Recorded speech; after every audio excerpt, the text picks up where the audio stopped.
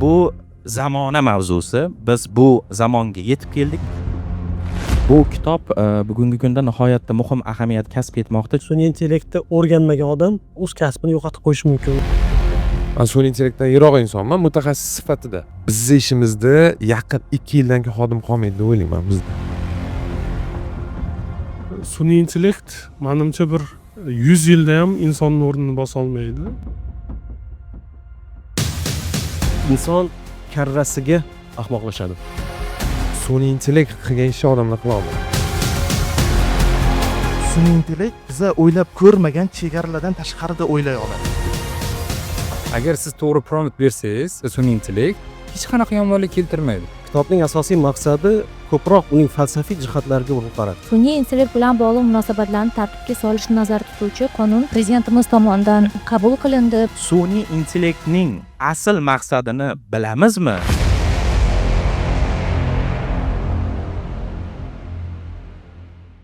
Bugun taqdimot, muhokama bo'ladi. Buni oldindan aytib qo'yishim kerak bo'ladi, chunki mana bugun 1000 kitob loyihasi doirasida Stuart Russellning insonga mos sun'iy intellekt va nazorat muammosi kitobini ham taqdimotida ham muhokamasida bugun to'plandik. Nima uchun yuqorida favqulodda dedim? Chunki bir necha yil oldin biz bu kabi mavzular haqida so'z ketganda kelajak, bu bevosita kelajagimiz bilan bog'liq, bu kelajak mavzusi, kelajakka shay bo'lishimiz kerak qabilida bu kabi mavzularni muhokama qilar edik. Lekin bugun tan olish kerak, bu kelajak emas, balki zamona mavzusi. Biz bu zamonga yetib keldik. Biz bevosita bu zamonda yashayapmiz va uning ana shu sun'iy intellekt deb nomlangan bir qaysidir ma'noda ne'mati, ixtirosi, kashfiyotidan har kuni foydalanyapmiz. Lekin sun'iy intellektning asl maqsadini bilamizmi degan savol o'rtaga tushadi. Aynan mana shu savolga biz bugun Stuart Russellning kitobi prizmasi orqali javob berishga harakat qilamiz. Avvalambor mana shu taxtiravondagi sahnadagi demak ekspertlarimizni bir qator tanishtirib o'taman. Demak, oramizda bugun siyosatshunos, fikr yetakchisi ustoz Hamid aka Sodiq ham tashrif buyurganlar. Sizni ko'rib turganimizdan g'oyat xursandmiz.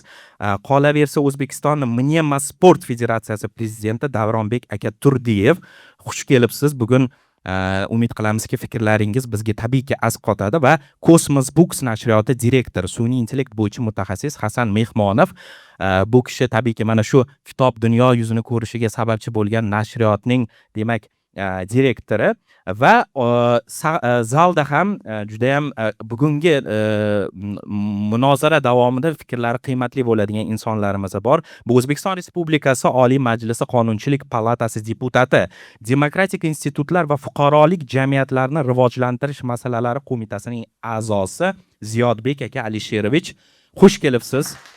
Qolaversa 1000 kitob loyihasi ofisi bosh muharriri ustoz, tilshunos, tarixchi Eldar aka Asanov ham tashrif buyurganlar. Qarsaginglar bo'lsin. 1000 kitob loyihasi rahbari Jamshidbek Egamberganov ham shu yerdalar, oramizdalar.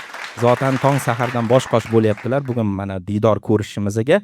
Qolaversa mana Alisher aka Tojiyev ham ekspront yo'li bilan tashrif buyuribdilar. Ko'rganimizdan xursandmiz. Boshqa mehmonlarimiz ham bor. Ularga bir qator ketma-ketlikda bir so'z beramiz. Hozir esa agar ijozat bersanglar, tabiiyki Ziyodbek akaga so'z navbatini bersam, marhamat. Oramizda yoshlar ko'p ekan. Imkoniyatga qadar vaqtlaringiz bekor internetda o'tkazmasdan shu foydali o'tkazishlarni istagan bo'lar edim, talab qolar edim. Endi bizga ham biz qari bo'ldik desam noto'g'ri bo'ladi. Ya'ni Qonunchilik palatasida ham sun'iy intellekt hozir juda keng ishlatamiz. Bizga o'rnimizni bosadigan emas, bizga assistent bo'lib ishlaydi. Sababi har qanday qonun ishlab chiqarayotganda biz xalqaro tajribani o'rganamiz. Uni birinchi o'rinda ijtimoiy ta'sirni o'rganamiz. Ijtimoiy ta'siri bor, iqtisodiy ta'sirlari bor, ta'sirlari ham bor. Shu sababli o'ylaymanki, Qonunchilik palatasida ham bunaqa tizim bo'lsa, boshqa tizimlarga ham sun'iy intellekt kirib boradi. Va albatta bunday tadbirlarimiz yana kelajakda bo'lgandan keyin buni haqiqatdan ham siz aytganingizdek rakursi boshqacha bo'ladi. Ya'ni amaliy natijalarni ustida muhokama qilib o'tirish nasib qilsin bizga. Barcha uchun taklif qilganlar uchun rahmat va ma'ruzachilarimizdan ham juda yaxshi mavzuga to'xtatishlarini istab qolamiz. Rahmat. Rahmat. Qarsagilar, darhaqiqat bu kitob bugungi kunda nihoyatda muhim ahamiyat kasb etmoqda, chunki har bir xonadonga, har bir ofisga, har bir sohaga, ya'ni jamiyatning har bir qatlamiga bu sun'iy intellekt, u bilan bog'liq bo'lgan instrumentlar kirib boryapti va Stuart Russellning bu mavzudagi kitobi qaysidir ma'noda stol kitobi bo'lishi mumkin, chunki biz bir narsani tan olishimiz kerak. Hozir mana yuqorida dedik, hali chuqurlashamiz tabiiyki bu mavzuga. Stuart Russell sun'iy intellektdan foydalanish jarayonida o'ziga xos bir muhim unsurlarga e'tibor qaratishimizni so'raydi va bir narsani oldindan aytib qo'yishimiz kerak, bu inson sun'iy intellektni to'xtatish kerak, unga cheklovlar qo'yish kerak degan bir fikrlardan tamoman yiroqda. U mana shu jarayonlarni, demak, poydevorini nazorat ostiga olishni taklif qilyapti. Agar ijozat bersanglar, hozir mana yana oramizda bu tadbirimizga tashrif buyurgan hurmatli mehmonlar bor. Ularga ham so'z bersakda suhbatimizni yanada chuqurlashtirib kitobga bevosita yuzlansak. Assalomu alaykum. Hurmatli yoshlar, mehmonlar. Men ismim Shahnoza Xolmahmatova, Oliy Majlis Qonunchilik palatasi deputatiman. Aynan Qonunchilik palatasida ham Innovatsion rivojlanish va axborot texnologiyalari masalalari qo'mitasi faoliyat yuritadi. Albatta, biz Qonunchilik palatasi deputatlari sifatida bir yorug' yuz bilan aytishimiz mumkinki, yaqinda juda ham muhim qonun qabul qilindi. Ya'ni mamlakatimizda ham sun'iy intellekt bilan bog'liq munosabatlarni tartibga solishda bir dastlabki huquqiy asos sifatida sun'iy intellekt bilan bog'liq munosabatlarni tartibga solishni nazarda tutuvchi qonun prezidentimiz tomonidan qabul qilindi va qonunda nimalar aks etdi? Bizni qonunchiligimizda o'zi sun'iy intellekt tushunchasiga huquqiy ta'rif berilmagandi shu paytgacha. Mana shu qonun bilan sun'iy intellekt tushunchasiga huquqiy ta'rif berildi. Undan tashqari sun'iy intellektni rivojlantirishda vakolatli davlat organlarining vazifalari qonun doirasida mustahkamlandi. Va yana bir muhim jihat bor, shaxsga doir ma'lumotlarga sun'iy intellekt orqali, ya'ni sun'iy intellekt texnologiyalari asosida ishlaydigan o'sha axborot texnologiyalari, axborot tizimi orqali qonunga xilof ravishda ishlov berganligi uchun javobgarlik masalasi huquqiy jihatdan mustahkamlab qo'yildi. Va yana bir muhim jihat bor, albatta mana shu yuridik ahamiyatga ega bo'lgan qarorlar qabul qilishda faqatgina sun'iy intellekt qarorlariga tayanib qolmaslik, baribir ham oxirgi qarorni inson omili ishtirokida qabul qilish borasidagi huquqiy normalar ham mana shu qonunda o'zini aksini topdi. Biz o'ylaymizki, biz albatta umid qilamizki, kelajakda mana prezidentimiz ham topshiriq berganlar yaxlit qonun qabul qilish borasida, lekin mana shu qabul qilingan huquqiy asoslar sun'iy intellektni cheklash, uni rivojlanishiga to'siq bo'lish emas, balki aynan sun'iy intellekt bilan bog'liq munosabatlarni tartibga solishda shaxsga doir ma'lumotlarni himoya qilish, inson manfaatlarini, inson qadriyatlarini himoya qilish borasida bir dastlabki huquqiy asos sifatida xizmat qiladi va sun'iy intellektni rivojlanishiga xizmat qiladi. Bugun mamlakatimizda prezidentimizni topshiriqlari bilan umuman boshchiliklarida turli sohalarga sun'iy intellekt joriy etilyapti. O'sha sog'liqni saqlash deymizmi, ta'lim deymizmi, bank sohasi deymizmi va u o'zidan bu o'sha sohalarni rivojlanishiga xizmat qilyapti. Va yuqorida mana Ziyoda aka ham aytib o'tdilar, sun'iy intellekt agar butun ommalashib ketsa, qaysidir kasblar yo'q bo'lib ketadimi? Yo'q. Faqatgina o'sha soha va tarmoqlardagi kadrlar uchun qo'shimcha imtiyoz bo'ladi. Agar u sun'iy intellektni yaxshi bilsa, raqobat kuchli bo'ladi o'sha muhitda deb o'ylaymiz va albatta mana shunday bir yaxshi kitoblar taqdimotiga bizani taklif qilganingiz uchun xursandmiz. Sizlarga rahmat aytamiz. Hamkorlikda ishlasak, yoshlarimizga mana shunaqa kitoblarni kengroq yetkazib bersak, o'ylaymizki, texnologiyalar albatta inson manfaatlariga xizmat qiluvchi bir muhim bir yo'nalishlarni kashf etishga erishamiz. Rahmat. Katta rahmat Qarsagiylar. O'zi aslida bugungi tadbirimizga mana shunday hukumat vakillarining, hukumat elchilarining tashrifi nihoyatda biz uchun muhim. Nega? Chunki biz bugungi suhbatimizda mana shu sun'iy intellektning mohiyati, ahamiyati, jamiyatning, davlatning har bir qatlamlaridagi o'rni prizmasi orqali ko'rishimiz kerak. O'zi ijozat bersanglar, kitobni ham bir qator taqdimot qilib ketsak, ya'ni Kitob aslida judayam chiroyli nashrdan chiqqan. Bu Ming kitob loyihasining yondashuvi kitobda uni bejirimligida o'zini aksini topmoqda.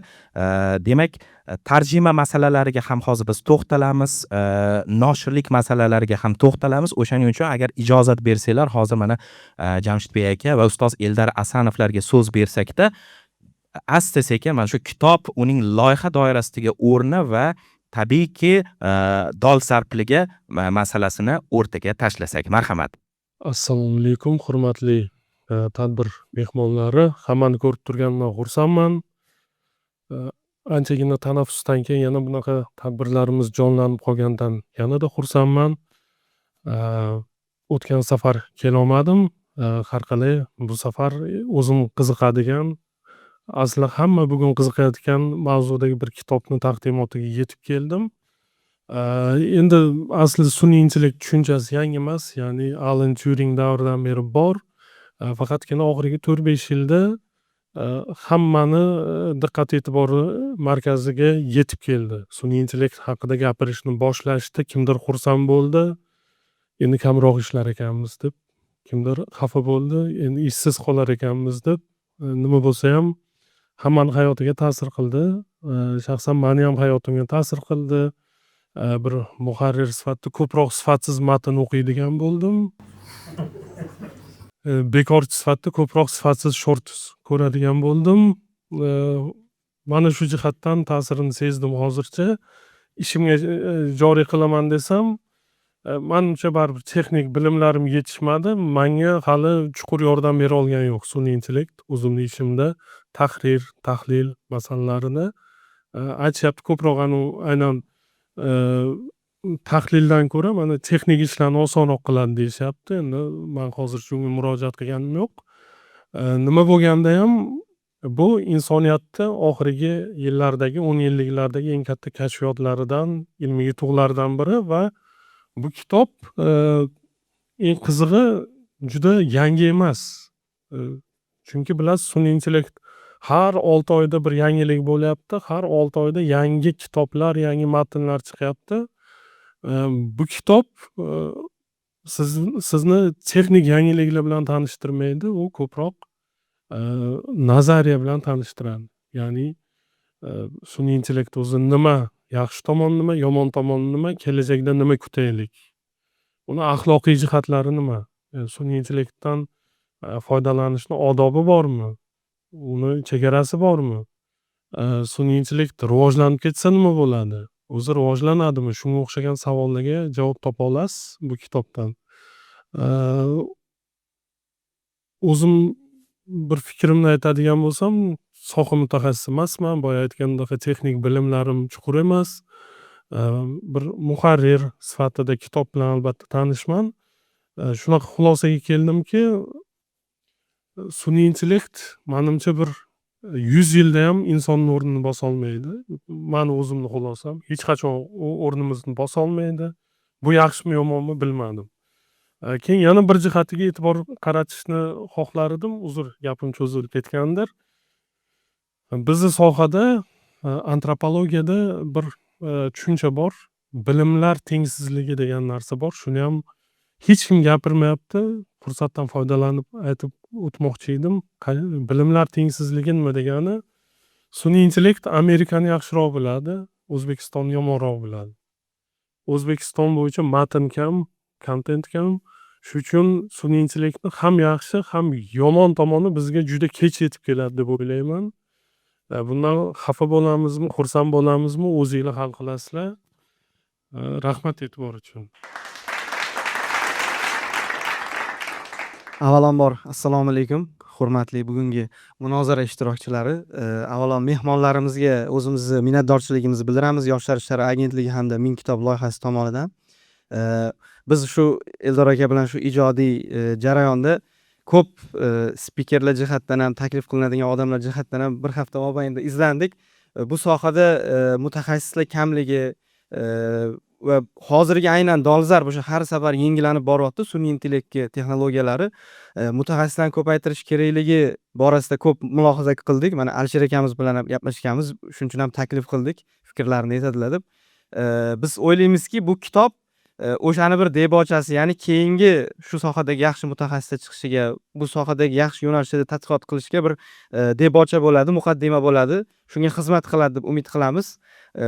Munozaramizni boshlasak ham bo'ladi. Qiziq savollar, keyslar bor. Barchalarga rahmat. Katta rahmat.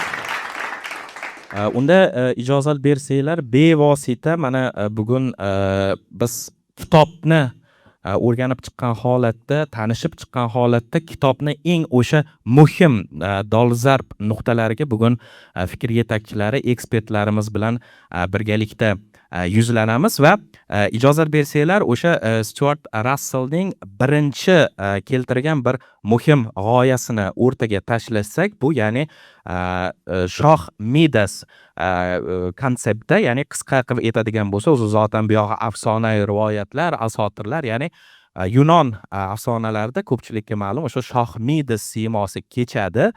U demak o'sha afsonaga muvofiq ilohlardan o'ziga bir iqtidor so'rab oladiki, man tegingan, man bevosita murojaat qilgan har bir buyum, har bir narsa oltinga aylanishini xohlayman degan bir nima deydi, bir talab bilan, tilak bilan ilohlarga yondashadi va tabiiyki orzu amalga oshadi. Ya'ni bu iqtidor beriladi va u endi bu mavzuda juda ham ko'p, tabiiyki mana oramizda yoshlar bor, multfilmlar bor, bu siymo, bu obraz kinematografda ham faol ishlatiladi va u haqiqatdan ham o'z orzusiga erishadi va tegilgan har bir narsasini tilloyu oltinga aylantiradi. Ya'ni uning ichida hattoki ovqatlar ham bo'ladi va oxir oqibat fojia nimadan iborat bo'ladiki, u o'zini qiziga teginib, oxiri uni ham oltinga aylantirib qo'yadi. Ya'ni nima uchun kitobda bu g'oya mana shunday bir allegoriya o'laroq keltirilyapti? Chunki sun'iy intellektda Stuart Russell mana shu ertakka, mana shu mifga qiyoslayapti. Ya'ni ertaga sun'iy intellekt bizga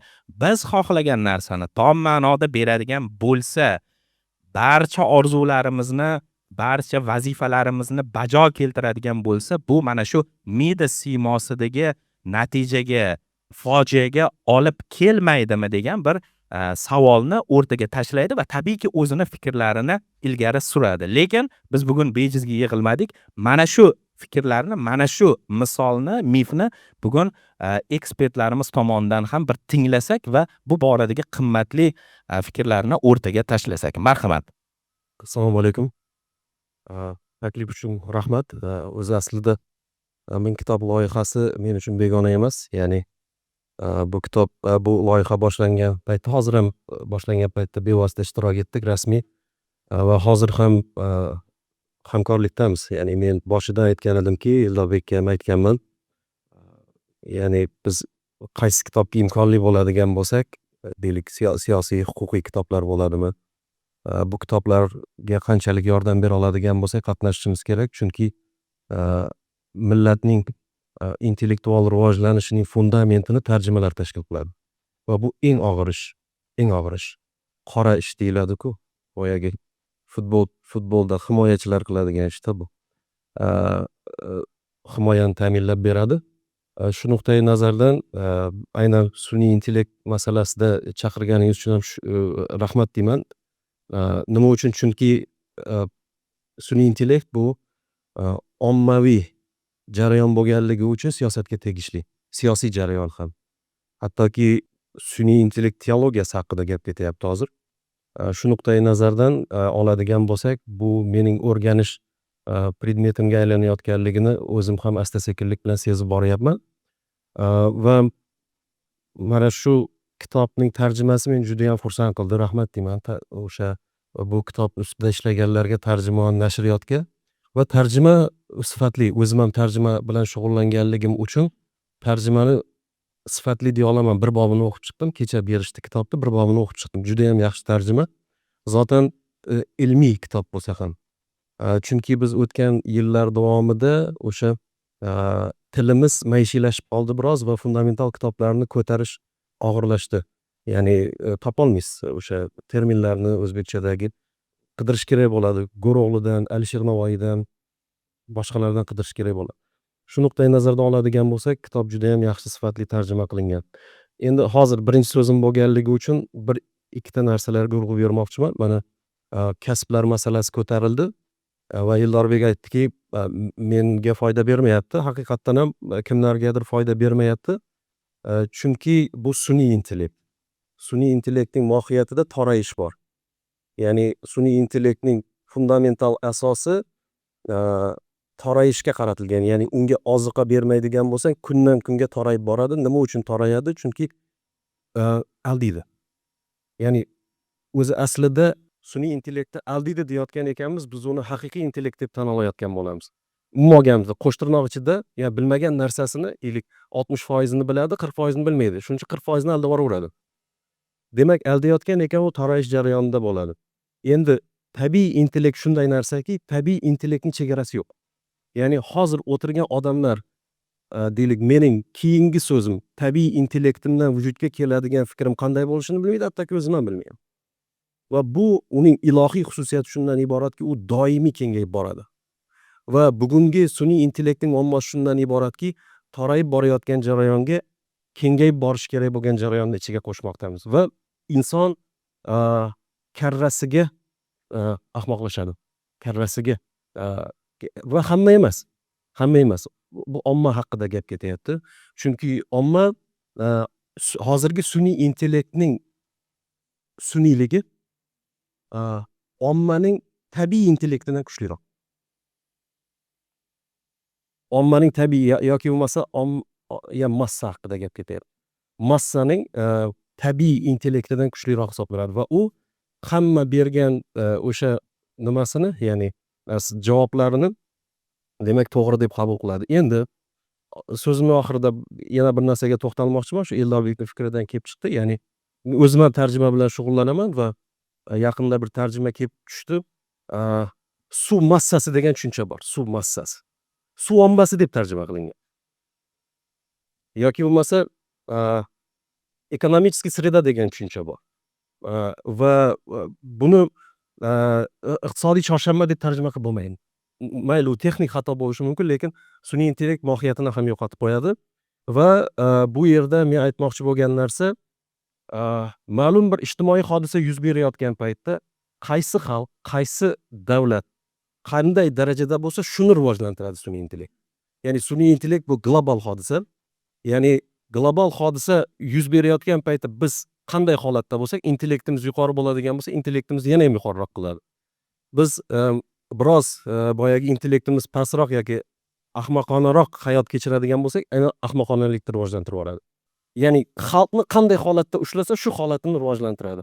Va oxirdan Senekaning maktublarini, Lutsiyliga ma'naviy maktublarini tarjima qilyapman. O'sha yerda Seneka bir do'stining, faylasuf do'stining fikrini keltiradi. Faylasuf do'stim bir kuni qarasa, sohil bo'yida bir o'smir sayr qilib yuribdi ekan. Bo'lgan voqea, ya'ni Senekaning nimasi, borib o'smirdan so'radi, nima qilib yursan? Men o'zim bilan o'zim suhbatlashyapman. O'zim bilan o'zim o'smir yigit. Ehtiyot bo'l, sen suhbatlashayotgan odam ahmoqdir deydi. Ya'ni nodondir deydi, to'g'rirog'i, nodondir deydi.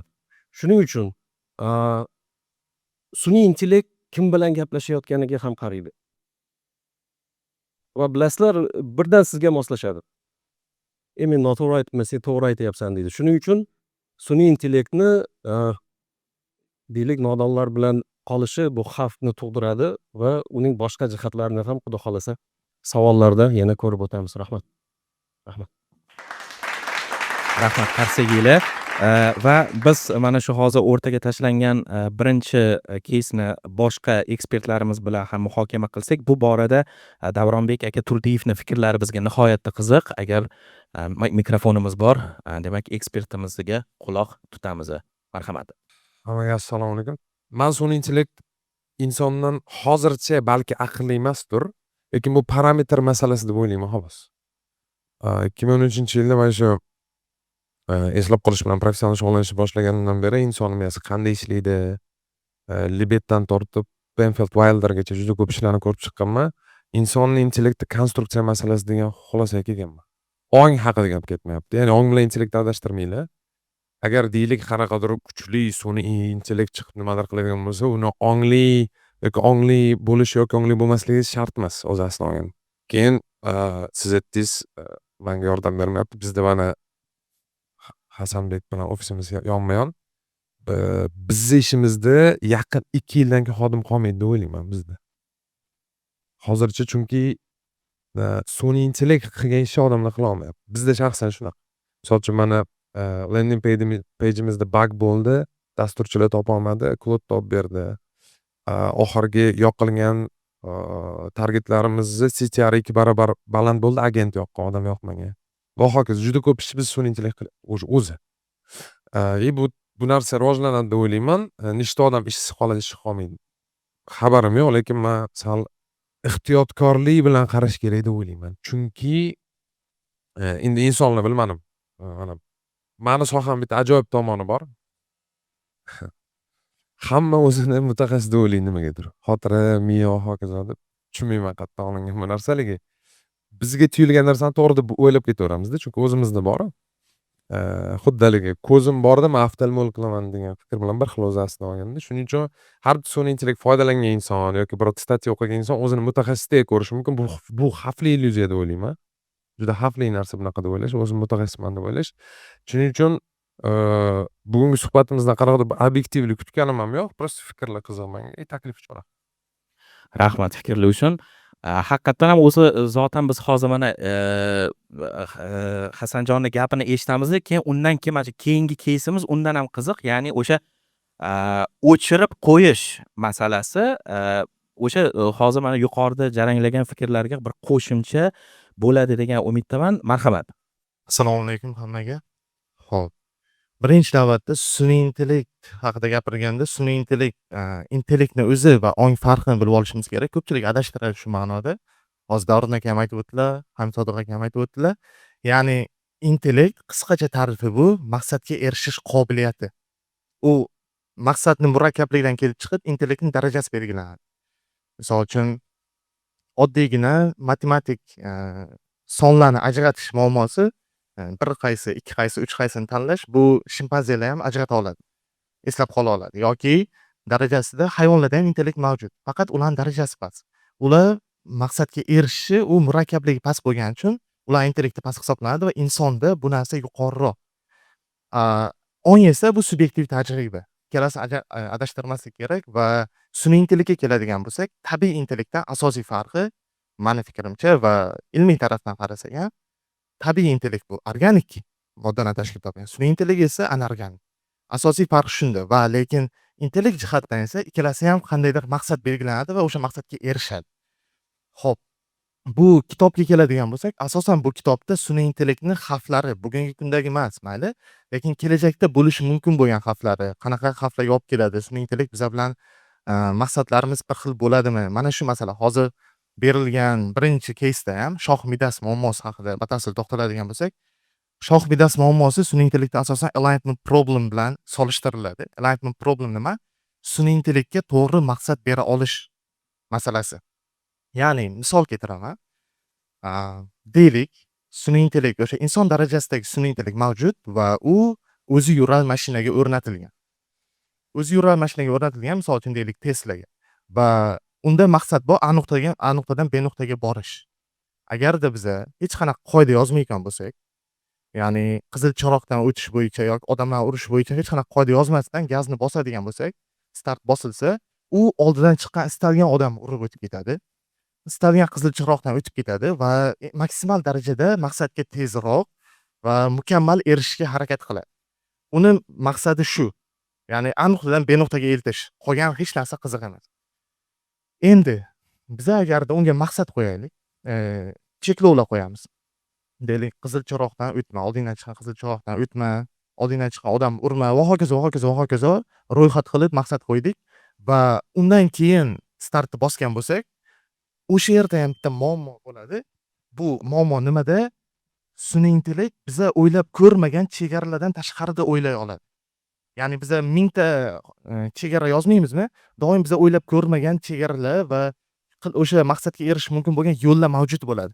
Deylik, mashinani orqachasiga haydaydi-da, ana endi u qizil chiroqdan o'tish mumkin, odamlar orqa tarafdan urish mumkin. Ya'ni bu narsani biz yozmaganmiz sun'iy intellektga chegara sifatida yoki umuman boshqa narsalar. deylik fizika qonunlarini yangidan yaratib o'shalar bo'yicha harakat qilishi mumkin va aynan mana shu jarayonda insonga xavf tug'dirishi mumkin bo'ladi. Va yana bitta narsasi bor bu yerda enlightenment problemda sun'iy intellekt o'z maqsadiga erishish uchun doim yoniq bo'lishi kerak, o'chmasligi kerak, o'zini o'zi yo'q qilmasligi kerak va ikkinchi tarafi uni maqsadiga erishishga qarshilik qiladigan har qanday narsani yo'q qilish kerak. O'shandagina u maqsadga erishadi. Mana shu aynan shoh midas muammosi, ana shu aynan enlightenment problem. Ya'ni shoh midas muammosida ham u shohning maqsadi nima edi, midasning maqsadi nima edi? U ko'proq boylikka ega bo'lish edi.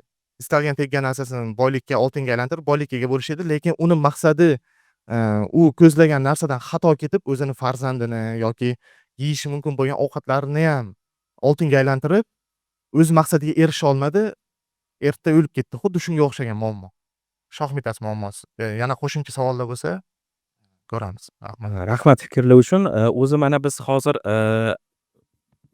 mana shu keyingi keysga asta-sekin yetib kelyapmiz. Ya'ni kitobni asosiy mohiyati shundan iboratki, muallif sun'iy intellektni insonga bo'lgan deylik nafrati yoki uni yovuzligi haqida umuman so'z yuritmaydi va hattoki sun'iy intellektni rivojlantirmaslik kerak, chekinish kerak degan g'oyani ham tabiiyki ilgari surmaydi. Uni ya'ni kitobni asosiy maqsadi o'sha sun'iy intellektni bugungi kundagi arxitekturasini, ya'ni poydevorini shunday ishlab chiqishki, ertaga mana shu demak biz hozir muhokama qilayotgan muammolar yoki asoratlar ertaga yuzaga chiqmasligi uchun va o'sha mavzuni u ilgari surayotganda u aytadiki, muammo demak biz unga vazifa berishimizda deydi. Ya'ni u bizni vazifalarimizni ertaga qanday talqin qilishida, ularni qanday ro'yobga chiqarishida. Misol uchun juda bir chiroyli misol keltiriladi. Kitobda bir ayol bo'ladi. U bir kunning o'zida ham rahbari bilan uchrashishi kerak, ham mehmondorchilikka borishi kerak. Va o'sha vazifani u sun'iy intellektdan bir so'raganida, unga murojaat qilganda, sun'iy intellekt nima qiladi? U rahbarni samolyotini reysini kechiktiradi. Ya'ni bu ayolga nisbatan bu juda ham bir chiroyli yechim. Ya'ni ayol rahbari reysda qolib ketganligi uchun bemalol mehmondorchilikka boryapti. Ya'ni bir insonning ehtiyoji u tomonidan berilgan vazifa qoptirilyapti, lekin boshqa insonlarniki. Va shu o'rinda tabiiyki o'rtaga boshqa faktorlar ham chiqadi, ya'ni jamiyat. Va endi mana shu yerda savol tug'iladi. O'chirib qo'yish nuqtasi, ya'ni knopka deymiz. U qanday shaklda bo'lishi kerak, qanday qiyofada, o'sha sun'iy intellekt arxitekturasini qaysi bosqichida, o'zi umuman olganda bugungi kunda bunday tugma bormi? Ya'ni o'chirib qo'ya oladigan. Agar ijozat bersanglar, aynan mana shu savolga javobni Alisher akadan boshlasak, chunki bu borada fikrlaringiz barchaga qiziq. Assalomu alaykum barchaga. Kitob 2019-yilda yozilgan ekan. Biz 2026-yildamiz. 2019-yilda adashmasam 1,3 milliardlik data edi. Hozir esa biza 700-800 milliardlik trillionlik data dunyosiga kelib bo'ldik. Ya'ni bu pre-generated dunyosidan generated AI geniallarga yetib kelganmiz. Juda ham eski ma'lumotlar haqida gaplashamiz-da. O'chirib qo'yish tugmasi, ular haqidagi fikr yuritadigan bo'lsak, men 2019-yil Matn Uz degan loyiha ishlab chiqdim. Ko'pchilik foydalangan. Ya'ni Latin Kiril tarjima qiladi, imlo tekshirib beradi. Pandemiya davrida juda ham ko'pchilik foydalandi va 2022-yil Til departamenti bilan gaplashganimizda Kabminda bizni qo'limizda shunaqangi data bor edi. Biz o'zbekistonliklarni qaysi so'zdan keyin qaysi so'zda adashishi, qanaqa lug'aviy birikmalar, ergash gaplar, qo'shma gaplar, hammasida xatolarini bilardik. Hattoki nima deydi, ichki hujjatlarni bizga til o'girishardi. Va qaysidir yil 2023mi lotin tiliga o'tib ketgan payti hattoki qonun hujjatlari, hali chiqmagan hujjatlar, hamma ma'lumotlar bizga berildi. Ya'ni bizni odamlarni o'zi boyitdi. Va bizda shunaqangi bir nima deydi, ma'lumotlar ombori paydo bo'ldiki, va undan keyingi chiqargan Aisha AI degan sun'iy intellektimiz hozir 76 ta lahjada to'liq gaplasha oladi. Mayli odamlarning yordami bilan. Agar biz unga mutaxassislar jalb qilib to'ldirganimizda hisoblaganimiz bir 30-35 yil vaqt ketardi. Xo'p, bu biznesdagi o'chirib qo'yish manfaati yo'q. Ya'ni Agar hozir OpenAI o'chirib qo'yadigan bo'lsa, milliardlab tikilgan investitsiyalar hammasi kuyadi. Bu o'chirib qo'yish bu siz tomonidan biz foydalanuvchimiz, biz instrumentmiz, biz foydalanamiz. Qanaqangidir takrorlanuvchi ishlarimizni qisqa vaqtda bajaramiz yoki shu paytgacha bosh og'riq bo'lib, qiynalib, asab sarflangan ishlaringizni sifatli bajarib beradi. Mazangizni olasiz, subscription to'lasiz, ketdingiz ya'ni obunangiz. Siz biznesdagi bitta bo'laksiz, ya'ni ishtirokchisiz ularni daromadini oshirishga. Siz tomonidan o'chirib qo'yish tugmasi yo'q. Siz tomonidan bitta tugma bor, u ham bo'lsa foydalanmaslik. Unga ma'lumotlarni berayotgan paytida to'g'ri ma'lumotlar berish. Yoki qaysidir ma'lumot, masalan, meditsinskiy ma'lumotlar berayotgan payt temporary degan tugma bor tepada. Ya'ni mani ma'lumotlarimni anaqa nima deydi, serverlaringga maxsus instruksiya orqali yoki tarix orqali saqlama deydigan joylar bor. Va bu adolatli, ya'ni ITda yolg'on yo'q. Bitta narsani tushunish kerak. IT ishchilarda masalan 1+1 ikkita o'zgaruvchi qo'shilsa 3 chiqadi degan tushuncha yo'q. 1+1 yozilsin 2 chiqadi aniq. Ya'ni agar siz masalan saqlanmasin deydigan tugma orqali foydalansangiz, OpenAI sizni ma'lumotlaringizni rostdan saqlamaydi. Cloud ham xuddi shunaqa. Nimaga? Chunki butun dunyo ularni kuzatib turadi. Agar bir marta saqlasin, aksiyalari tushib ketadi, ishonch tushib ketadi, umuman yolg'onchilik kechirilmaydi. IT olamida ham xuddi shunaqa. Shuning uchun sizlar bemalol ishonib, to'g'ri foydalanishlaringizni tavsiya beramiz. Ya'ni meditsinskiy, shaxsiy hayotingiz yoki nimadir ma'lumotlaringiz foydalanayotgan paytda ma'lum bir zonalniy foydalanish. Agar umumiy matematik nimadir ishlaringizni bajarayotgan bo'lsanglar, masalan, veb-sayt qildirmoqchisiz, posterlar yoki takrorlanuvchi qanaqangidir ishlaringiz foydalanaveringlar. Ishlaringizni tezroq natijaga erishish, tezroq daromadga erishish yoki qisqa vaqt ichida asablaringiz, sog'lig'ingiz, umringizni tejamoqchi bo'lsangiz, sun'iy intellekt doim yordam beradi. Lekin o'chirib qo'yish tugmasi egallarida. Xuddi shunaqa bizada ham Aisha bor. Biznes uchun ochganmiz, pul uchun ochganmiz. Odamlar hozir undan foydalanadi, call centerlar uni analitika qiladi, ishlarda foydalanadi. Minglab qo'ng'iroqlarni biz jamlab xulosasini chiqarib beramiz.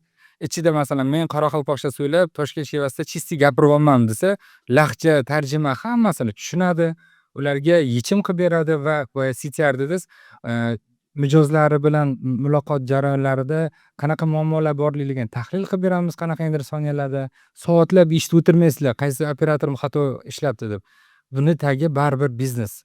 To'g'ri tushunib olish kerak. Bu yoqda yovuzligi nimada? O'zidan o'zi sizga yomonlik qila olmaydi. Agar siz to'g'ri prompt bersangiz, agar unda rostdan to'g'ri qurilgan bo'lsa sun'iy intellekt, hech qanaqa yomonlik keltirmaydi. Keyin sun'iy intellekt juda tez orada, yana ham aytaman, robot texnikaga o'tib ketadi.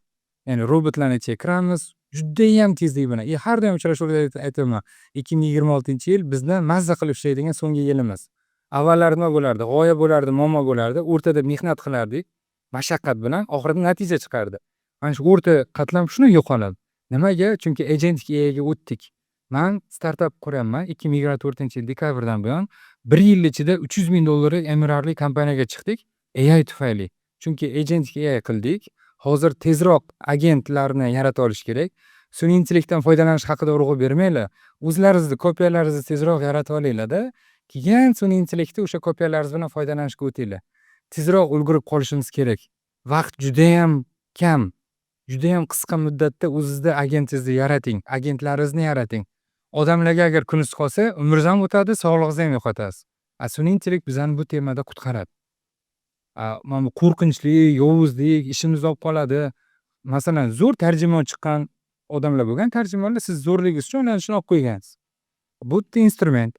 Masalan, men kompyuter bilan kirib, bitta kompaniyaga bir 5-6 ta ishini olib qo'yganman. Odam va instrument sifatida. AI ham xuddi shunaqa. Odam plus instrument. Shuning uchun 100 yildan keyin ham AI olib qo'ya olmaydi dedilar, u o'sha gap. 100 yildan keyin ham qaysidir odamning o'rnini odam olib qo'yishi mumkin, lekin sun'iy intellektga olib qo'ya olmaydi. Instrumentni ishlata olgan odam, boya yuqorida aytib ketdilar, instrumentdan to'g'ri foydalanish kerak. To'g'ri foydalanish bo'yicha har xil miflar, nimadirlar o'ylamasdan tezroq agentimizni quraylik. Tezroq. Xo'p, Alisher aka, rahmat fikrlar uchun. Lekin shu o'rinda yana bir savol bersam sizga. Mana siz aytyapsiz, o'chirib qo'yish rechagi, tugmasi bevosita ishlab chiqaruvchida bor va bo'lishi kerak.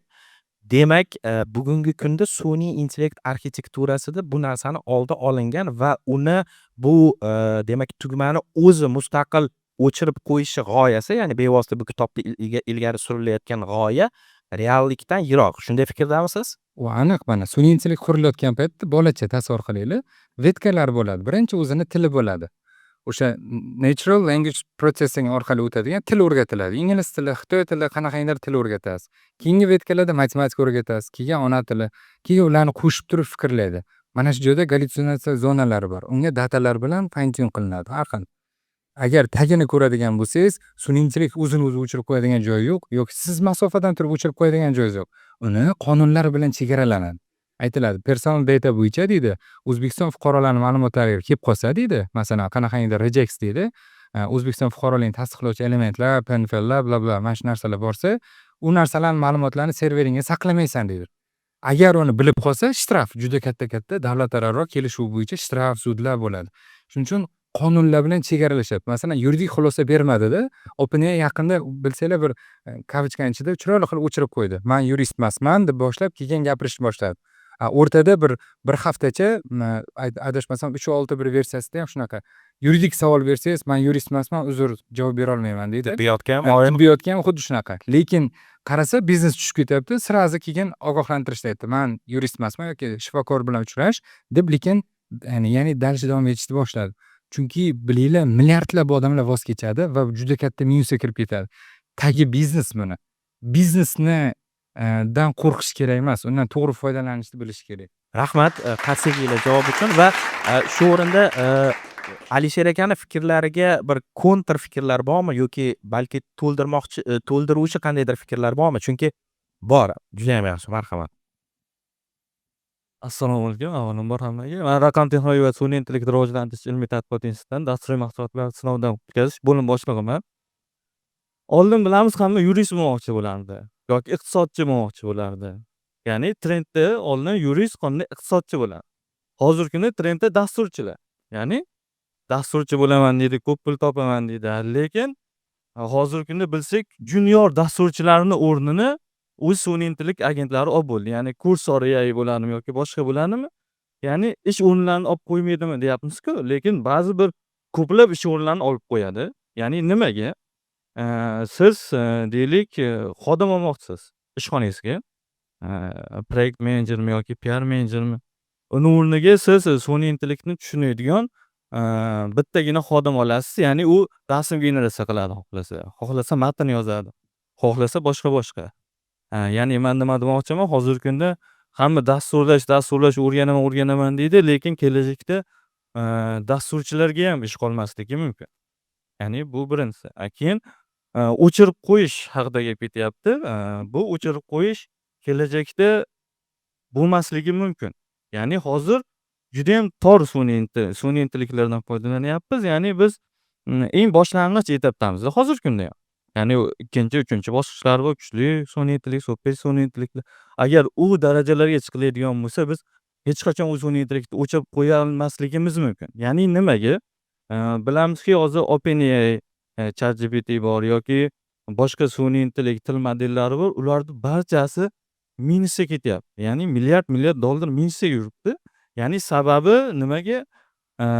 Ular masalan Microsoftdan yoki Nvidiadan chiplar sotib oladi. Sotib olmaydi, u chiplarni nimasi investitsiya tarzida beradi. Ya'ni bu yerda sikl aylanadi-da.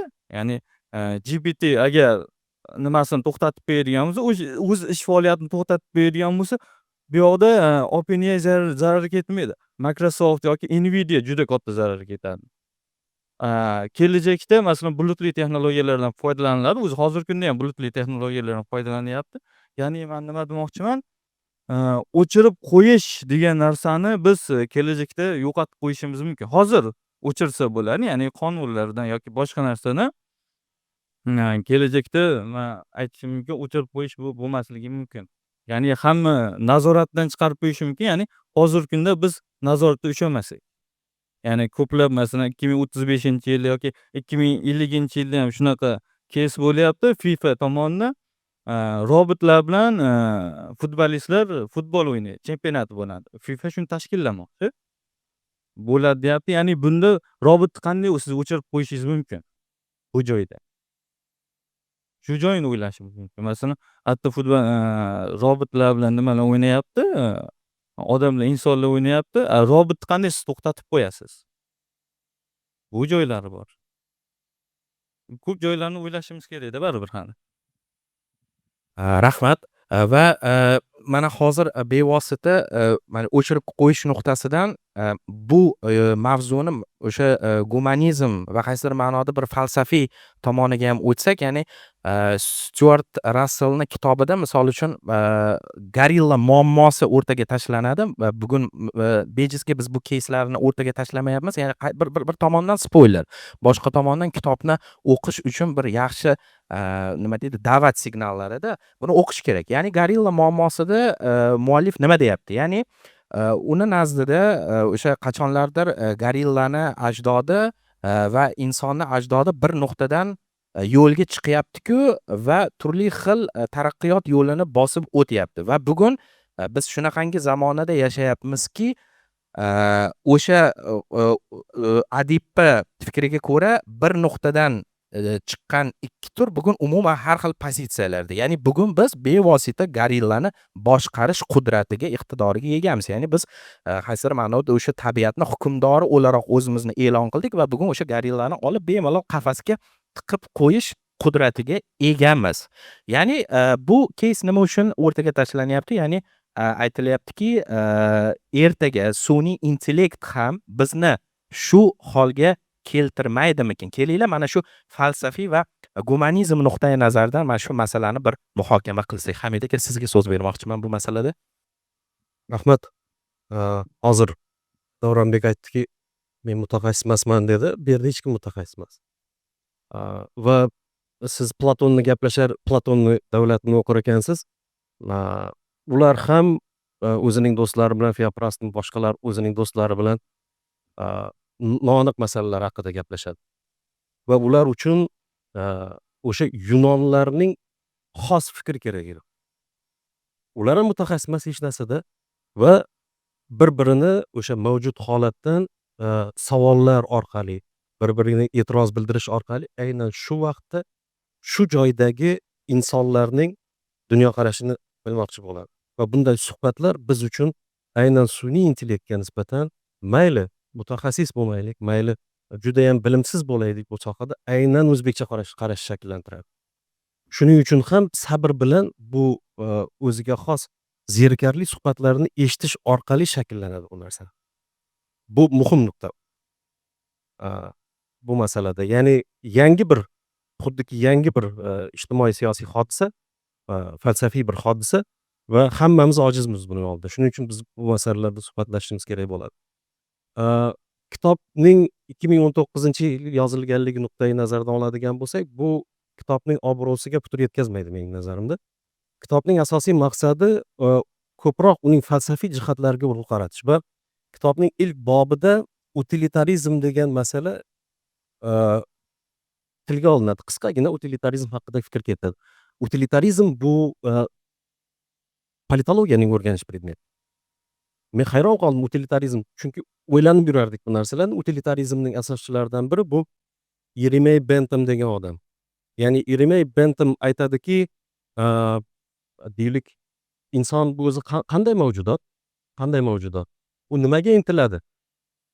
Ya'ni bu modern davrining modernni modellashtirib bergan olimlardan biri. Va Bentham aytadiki, inson tabiatan tug'ilishi bilan jabr zulmdan qochadi deydi. Tabiatan jabr zulmdan qochadi. Qayerga qochadi? Komfortga qochadi. Hamisha jabr zulmdan komfortga qochadi. Demak, komfort axloqiydir deydi. Va Rassellning xavfni ko'rishi shundan iboratki, sun'iy intellekt utilitarizm ustiga qurilgan deydi. Doimiy komfort taklif qiladi deydi. Va bu doimiy komfort insonni axloqsizlashtiradi. Va to'xtatib qo'yish masalasida mutlaq haqsizlar. Ya'ni hattoki eng katta sun'iy intellekt ishlab chiqaruvchilar ham buni to'xtatib qo'ya olmaydi. Chunki bu bizning axloqimizga mos, mana shu chirmashib kelgan bir jarayon hisoblanadi va biz sun'iy intellektni bizdagi o'sha intellekt paydo bo'lgan, insoniyat paydo bo'lgan paytdan boshlab o'zimizga yuqtirib kelyapmiz hozir. Ya'ni sun'iy intellekt bu tadrijiy jarayon. Shu nuqtai nazardan oladigan bo'lsak, Rassellning xavfi nimadan iborat? Birinchidan to'xtata olmaysizlar deydi. Hech kimning imkoniyati yo'q bu narsaga. Va buni to'xtatishga ham harakat qilmaslik kerak. Insoniyat bu nimani, ya'ni men aytamanki, simulятsion bir hayotni boshidan kechirish kerak. Va Rassel nimadan qo'rqadi? Utilitarizm ustiga qurilgan bu deydi. Faqat progressni nazarda tutadi, faqat yengillikni nazarda tutadi va bu biznesning quroli deydi. Biznesning quroli deydi. Aynan mana shu eng xavfli narsasi. Endi umuman men Bentham haqida gapirmoqchiman. Sun'iy intellektda mutlaqo bir normal narsani ko'radi. Biz politologlar va faylasuflar bunda mutlaqo normal bo'lmagan narsani ko'ramiz. Ya'ni va bu judayam katta aynan mana shu nuqtai nazardan jiddiy axloqiy muammolarni, falsafiy va boshqa muammolarni vujudga keltiradi.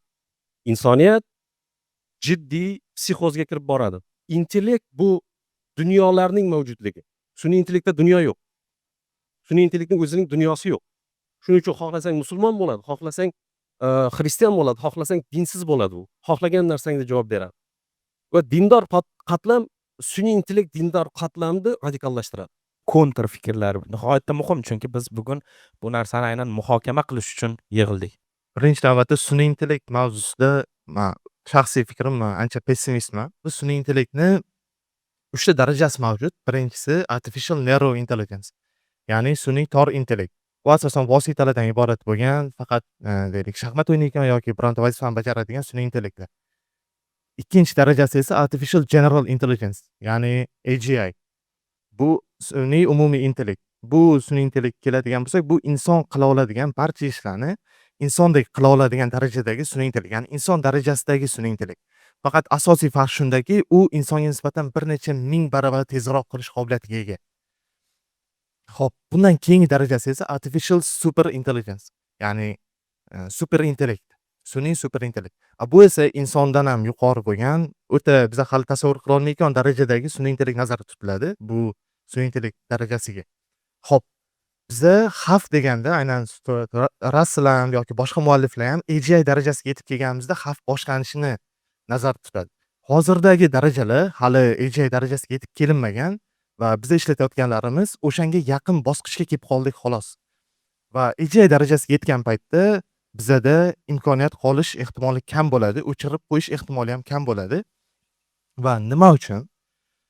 Xo'p, birinchi navbatda sun'iy intellekt insonga xavf tug'dirish uchun u ongli bo'lishi shart emas. Ko'pchilik u ongli bo'lishi kerak deb o'ylaydi yoki Terminatorni tasavvur qiladi. Inson yomon ko'radi, nafratlanadi yoki uni qamab qo'yishgan deb biladi. Yo'q, u aslida unaqa emas. Hozir bundan oldin keltirgan muammoyim enlightenment problem. Ya'ni sun'iy intellektga berilgan vazifa u o'sha maqsadga erishish uchun inson o'ylab ko'rmagan vazifalarni, ya'ni o'sha yo'llardan bosib o'tish orqali insonga xavf tug'dirishi mumkin. Va o'chirib qo'yish muammosi keladigan bo'lsak, buni imkoni yo'q. Bu iqtisodiy jihatdan ham yoki texnik jihatdan ham. Hozirdagi darajasini o'chirib qo'yish mumkin va bu bo'yicha 23-yilda xat e'lon qilingandi.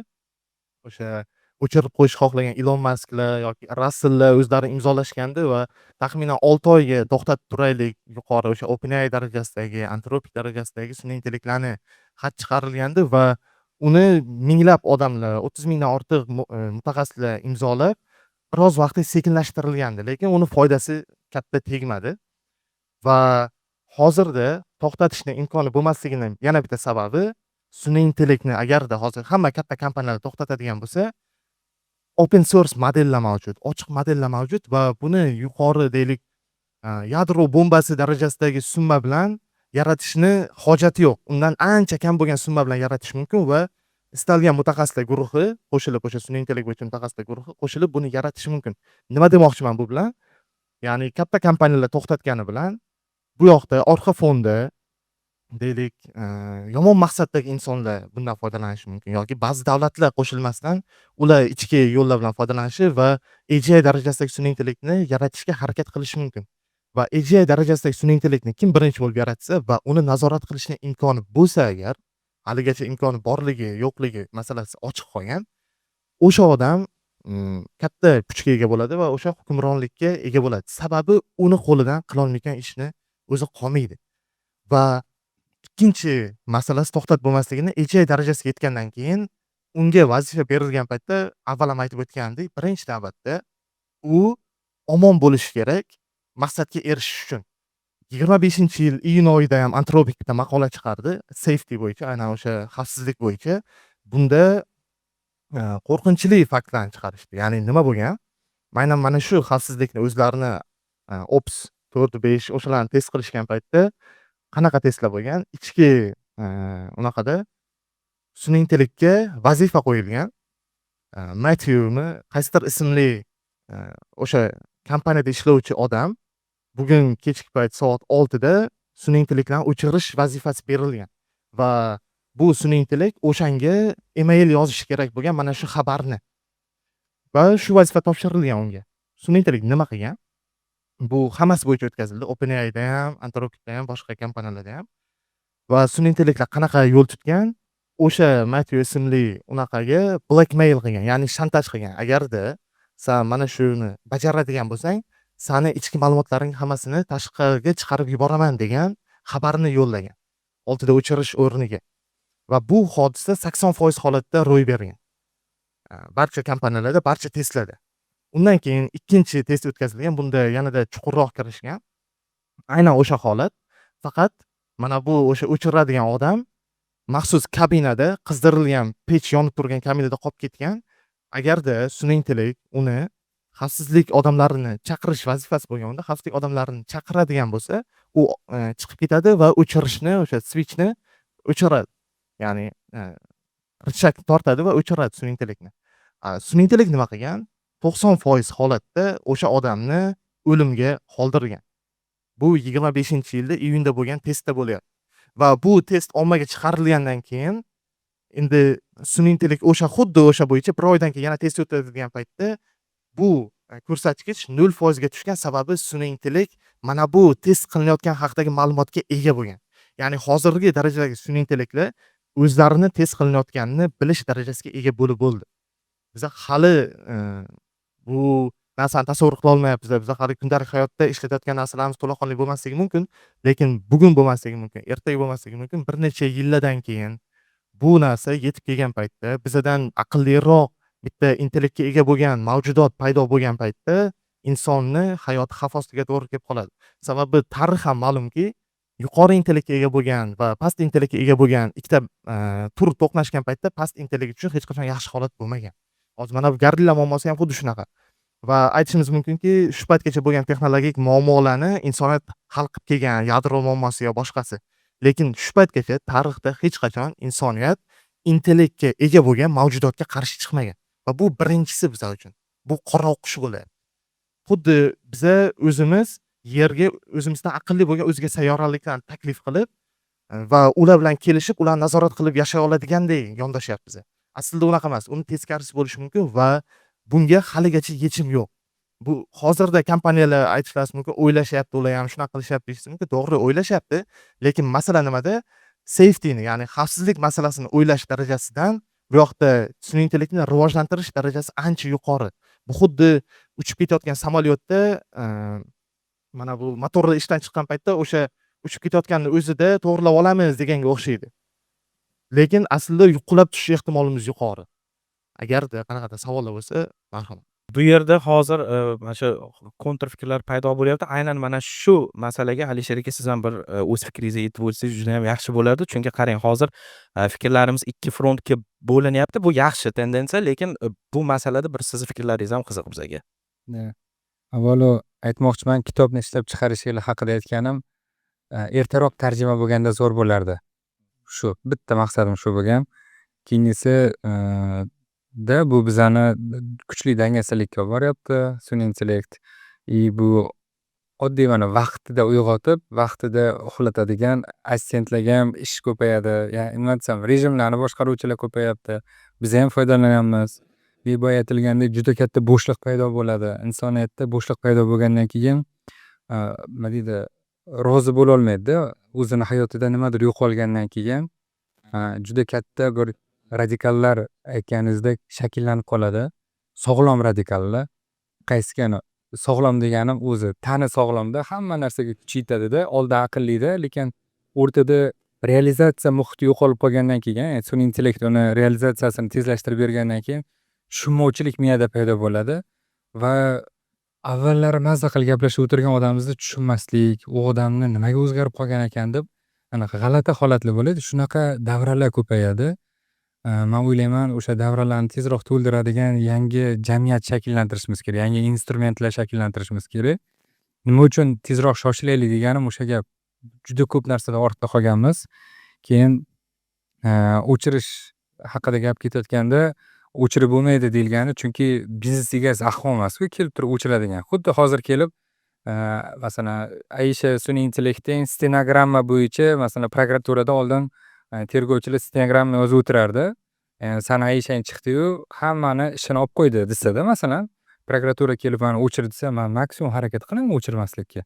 И то ular anaqa o'chirtirishmaydi. Chunki oylab, yillab vaqt ketayotgan audio qo'ng'iroqlarini tekstga o'girishga men soniyalarga o'girtirib beraman va arzimagan summa bir bilmadim, soat, 1 soatlik suhbatlarni bir 10,000 so'm evaziga-da. Bu juda arzonman.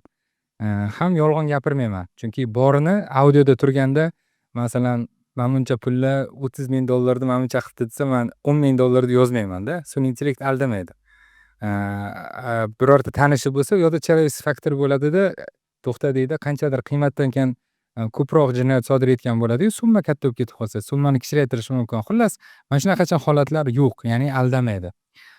Cheklash yo'llari haqida gapirsak, demak, o'chirish haqida gapirdik. Cheklashda bitta yo'li bor. U ham bo'lsa, bu biz AI ishlash uchun juda katta video kartalar kerak bo'ladi. Ular uchun energiya va suv, ya'ni sovutish. Mana shu ikkalasi bizni cheklashi mumkin.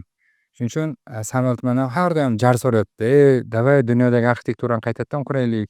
Hozirgi data centerlar video kartalardagi chiqayotgan energiyani sovutishga kuchi yetmayapti.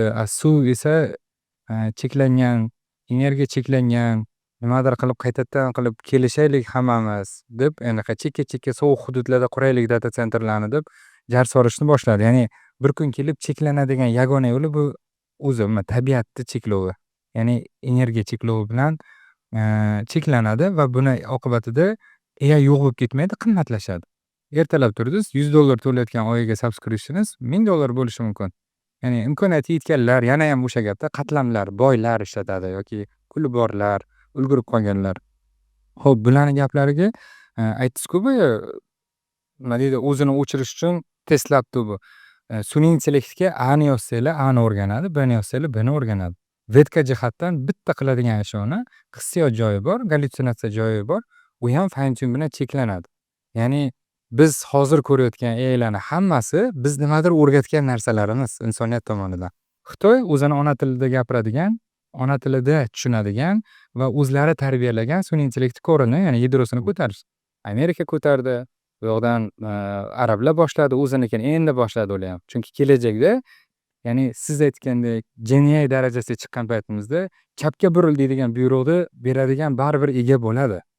U baribir qaysidir biznesga xizmat qiladi. Ya'ni odamga demayman, chunki odam o'tib ketaveradi, biznesga xizmat qiladi. Biz ham o'zimizni mahalliy sun'iy intellektlarimizni ishlatishimiz kerak, ularga pul to'lashimiz kerak. Ularni qo'llab-quvvatlasak, men o'ylaymanki, kelajakda OpenAIlar nimadir 1+1 2 bo'ladi, 3 bo'ladi deb turgan paytida bizani sun'iy intellektimiz 1+1 2 bo'ladi deydi. Ya'ni adolatni gapiradigan, haqiqatni gapiradigan sun'iy intellekt bo'ladi. Faqat va faqat bitta yo'li bor. Foydalanadiganimiz o'zimizniki bo'lsin. Ishonganimiz ham o'zimizniki bo'lsin, qo'llab-quvvatlaganimiz ham o'zimizniki bo'lsin. Ishchilar mavzusiga kelsak, men 2026-yil 1-yanvardan boshlab 250 ta dasturchimdan voz kechdim. Oldin gaplashgan, birorta dasturchimiz yo'q. Faqat product managerlar ishlaydi. Skill AI product manager. Hamma o'zi AI foydalanyapti. U o'zini hayotini optimizatsiya qiladi. AI, ya'ni sun'iy intellekt C o'zini hayotini optimizatsiya qiluvchilar uchun yordam bermaydi. Ikki kishi o'rtasidagi munosabatni optimizatsiya qilishda foydalanilganlar hayotiga yordam beradi. Takrorlayman. Siz sun'iy intellektdan foydalanib, o'zingizni hayotingizni yaxshilaganingiz, bu shunchaki siz sal ko'proq daromad topdingiz yoki ko'proq vaqtga erishdingiz degani. Lekin ikkalamiz o'rtamizdagi munosabatni agar biz avtomatlashtira olsak, aynan o'sha agentlar orqali boshqa, ana shunda mo'jizani his qilasizlar. Shu mo'jizani his qilganlar sifatida men o'zimning kompaniyamda taxminan har oy 40,000, 50,000 dollardan ziyodroq release cost deydi, o'shani tejab qoldik. Bu pul jihatdan, lekin bilasizlarmi, O'zbekistonda juniorlar bilan ishlaydigan IT kompaniyalar juda kamda. Ziyodbek aka, fikrlaringiz bor ekan bu borada qo'shimcha qilsangiz xursand bo'lamiz, marhamat. Hamjon akam aytganlaridek bu yerda hech kim ekspert emas. Lekin men o'zim bitta xulosa qildimki, ularni vazifasini hozir AI o'zi bajarib beryapti deyishyapti.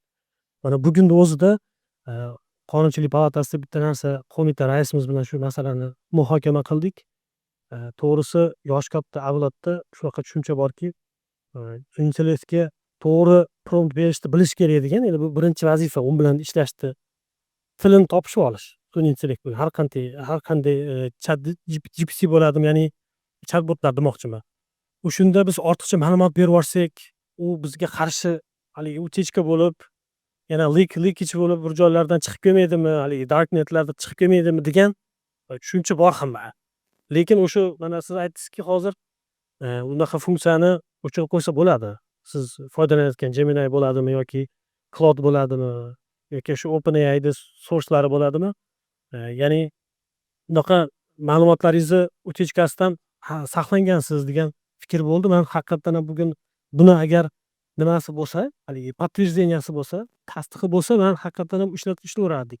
Va ikkinchi tomoni, agar o'zimizni milliy AI'miz yaratilsa, biz misol uchun Qonunchilik palatasi juda ko'p deputatlarimiz buni birinchi yuzerlariga aylanishni men kafolat beraman. Haqiqatan ham biz ham O'zbekistondagi ma'lumotlarni, qimmatbaho ma'lumotlar chiqib ketishiga ham qarshimiz. Endi kafolat bor ekan, lekin baribir ichimizda o'zimizni endi qonun bilan belgilangan bitta narsa borki, serverlar O'zbekistonliklarning ma'lumotlarini saqlanadigan serverlar O'zbekistonda bo'lishi kerak degan qonun allaqachon chiqqan. Xuddi shu maqsadda o'zimiz O'zbekistonda ham ma'lumotlarimizni xavfsiz qilib, yaxshi haligi dasturiy ta'minotda, ya'ni hardverlarda saqlab beradigan territoriyamiz, ya'ni mamlakatimiz o'zida bo'lgani biz tarafdorimiz albatta. Va umid qilamanki, sizga o'xshagan dasturchilarimiz ana shu milliy AI'ni yarab, ya'ni haqiqatan assistent, ish oladigan emas, ya'ni hamkor. Xuddi oyga o'xshab, yer sharini oyi bor, sputnigi bor. Uni ham funksiyasi juda katta, gravitatsiya va hokazo. Xuddi shunaqa AI ham har bitta fuqaroga xizmat qiladigan instrument bo'lsa, biz qonunchilik tomonidan barcha himoyalab beramiz. Barcha fuqarolarimiz uchun yaxshi sharoit qilib beramiz. Hech qanaqa birinchi o'rinda biz hech qachon taqiqdan boshlamaymiz. Birinchi o'rinda rivojlanishiga hech nima xalaq qilmasin deb nima qilamiz? Harakat qilamiz. Tavsiya beriladi. Birinchi o'rinda tavsiya beriladi. Agar uni noto'g'ri qo'llarga tushib qolsa, keyin taqiqdan boshlashga biz majbur bo'lamiz. Endi shu fuqarolarimiz, yoshlar shu olishni tilaymiz. Shunga bizda hozirgacha sun'iy intellektni yaxlit qonuni ham yo'q. Assalomu alaykum. Bekzod To'xtamurodovmiz, Ziyodbek aka bilan hamkasbimiz, Qonunchilik palatasi deputati. Avvalambor rahmat shunaqa bir tadbir tashkil qilganingiz uchun. Qonunchilik palatasi Innovatsion rivojlanish va xorijiy texnologiyalar bo'yicha qo'mita a'zosiman. Sun'iy intellekt bo'yicha qonun loyihasida ishtirok etdim, tashabbuskorlardan biri bo'ldim va bilasizlarmi, misol uchun bizning mutaxassislarimiz ham, ya'ni vakolatli davlat organi, Raqamli texnologiyalar vazirligi, u yerdagi mutaxassislarimiz bizga kelish bilan birinchi narsa aytishdi. Imkon qadar biz chegaralamaylik sun'iy intellektni deyishdi. Ya'ni qonun bilan chegara degani bu xohlaysizmi yo'qmi bizning hududimizda unga qo'yiladigan ma'lum bir yo'nalishdagi talablar degani. Va xavf haqida juda ham ko'p fikr eshitdim. Nimaga to'g'risini aytsam, men so'z olaman demagandim, lekin mana shu narsa fikrimni bilan bo'lishkim keldi. Xavfni biz sun'iy intellektdan qidirishimiz kerak emasda. Xavf bu insonda. Undan foydalanayotgan va undan foydalanish imkoniyatini yaratayotgan insonda. Shu paytgacha ham o'sha texnologik mashina jihozlar yo'nalishida bitirgan bo'lsam, biz uni tarixini o'rgangan, bizda ko'proq dastgohlar bo'lgan va insoniyat tarixini olib qaraydigan bo'lsangiz, o'sha o'tgan asrdan boshlab turib, asosiy texnologik taraqqiyot boshlangan bo'lsa, har bir jarayonda bugunga o'xshagan xavf bo'lgan. Ya'ni har bir texnologik ildamlik, yangi qadam bizni xavotirga solgan, insoniyatni xavotirga solgan. Ish joylari yo'qotamiz, bu yangilik kiritib kelyapti, insoniyatga xavf bo'lishi mumkin, ma'lum bir qatlam qiynalib qolishi mumkin degan narsa. Va yana bir shunaqangi hadik oldida turibmiz sun'iy intellekt qarshisida. Lekin yana bir masala bor. Sun'iy intellektning oldingi texnologik yechimlardan va qadamlardan farqi bu uni ko'lami kengligida. Ya'ni bu instrumentni ko'lami kengroq. Misol uchun, men esimda 2000-yil boshlarida, hali yosh bola edim, televideniyada ijtimoiy reklama ketardi. O'sha paytda endigina o'sha judayam ko'plab ofislarga, davlat xizmatchilariga kompyuterlarni sotib olib berishayotganda va insonlar kompyuterni foydalanishni xohlashmayotgan. Shu ijtimoiy rolik mani esimdada. O'shanda ikkita insonni qo'yishgan. Bittasi o'sha mashinka orqali ishlayotganda, ikkinchisi kompyuter orqali. Va ikkalasiga matnda xato bor ekan. To'g'rilab bering deb berganda, narigi inson boshqatdan mashinkada bosib chiqargan. Bilamiz, Wordda qanchalik bu yengilligini. Mana shunda ham insonlarda hadik bo'lganki, mana shu mashinkada ishlayotgan insonlar ishsiz qolib ketadi. Ko'plab ofis menejerlarida o'sha xodimlari ishsiz qolib ketadi degan hadik o'shanda ham bo'lgan. Bu arzimagan 26 yil oldingi rolik. Va bir narsani bilishimiz kerak, shu yuqorida aytgandek, xavf sun'iy intellektda masalan juda ham to'g'ri yuribdi. Ya'ni siz aytayotgan o'sha misolni ham men qisman o'qib chiqqan ekanman. Bu yerda bir narsa bor. Mana shu sun'iy intellekt algoritmiga biz hozir ham agar generatsiya sun'iy intellektini gapirishayotgan bo'lsak, ko'pincha insonga qilgan muomalamizni qilamiz, to'g'rimi? Ya'ni bir xillarni ko'rdim, tanishlarim hurmatli deb yozishadi, rahmat sanga deyishadi. Ya'ni u o'zi algoritmdan kelib chiqib va bizning unga qilayotgan muomalamiz, ya'ni rivojlantirishimiz, xuddi unga yosh bolaga qaragandek qaraydigan bo'lsak, uni o'stiryapmiz-ku, o'stirayotgan jarayonda ham insonga qaragandek qarayapmiz. Va insonda ham mana shu his bor, ya'ni sun'iy intellektda his bor demoqchi emasman, lekin mana shu instinkt bor, o'zini saqlash instinkti. Va mana shu instinktni agarda uni yozgan egalari, ya'ni mana shu sun'iy intellektni egalari o'chirib qo'yishganda edi, boyagi narsani u qilmasdi. Demak, bu uni o'chirilmagan. Ya'ni algoritmda shu narsa bor.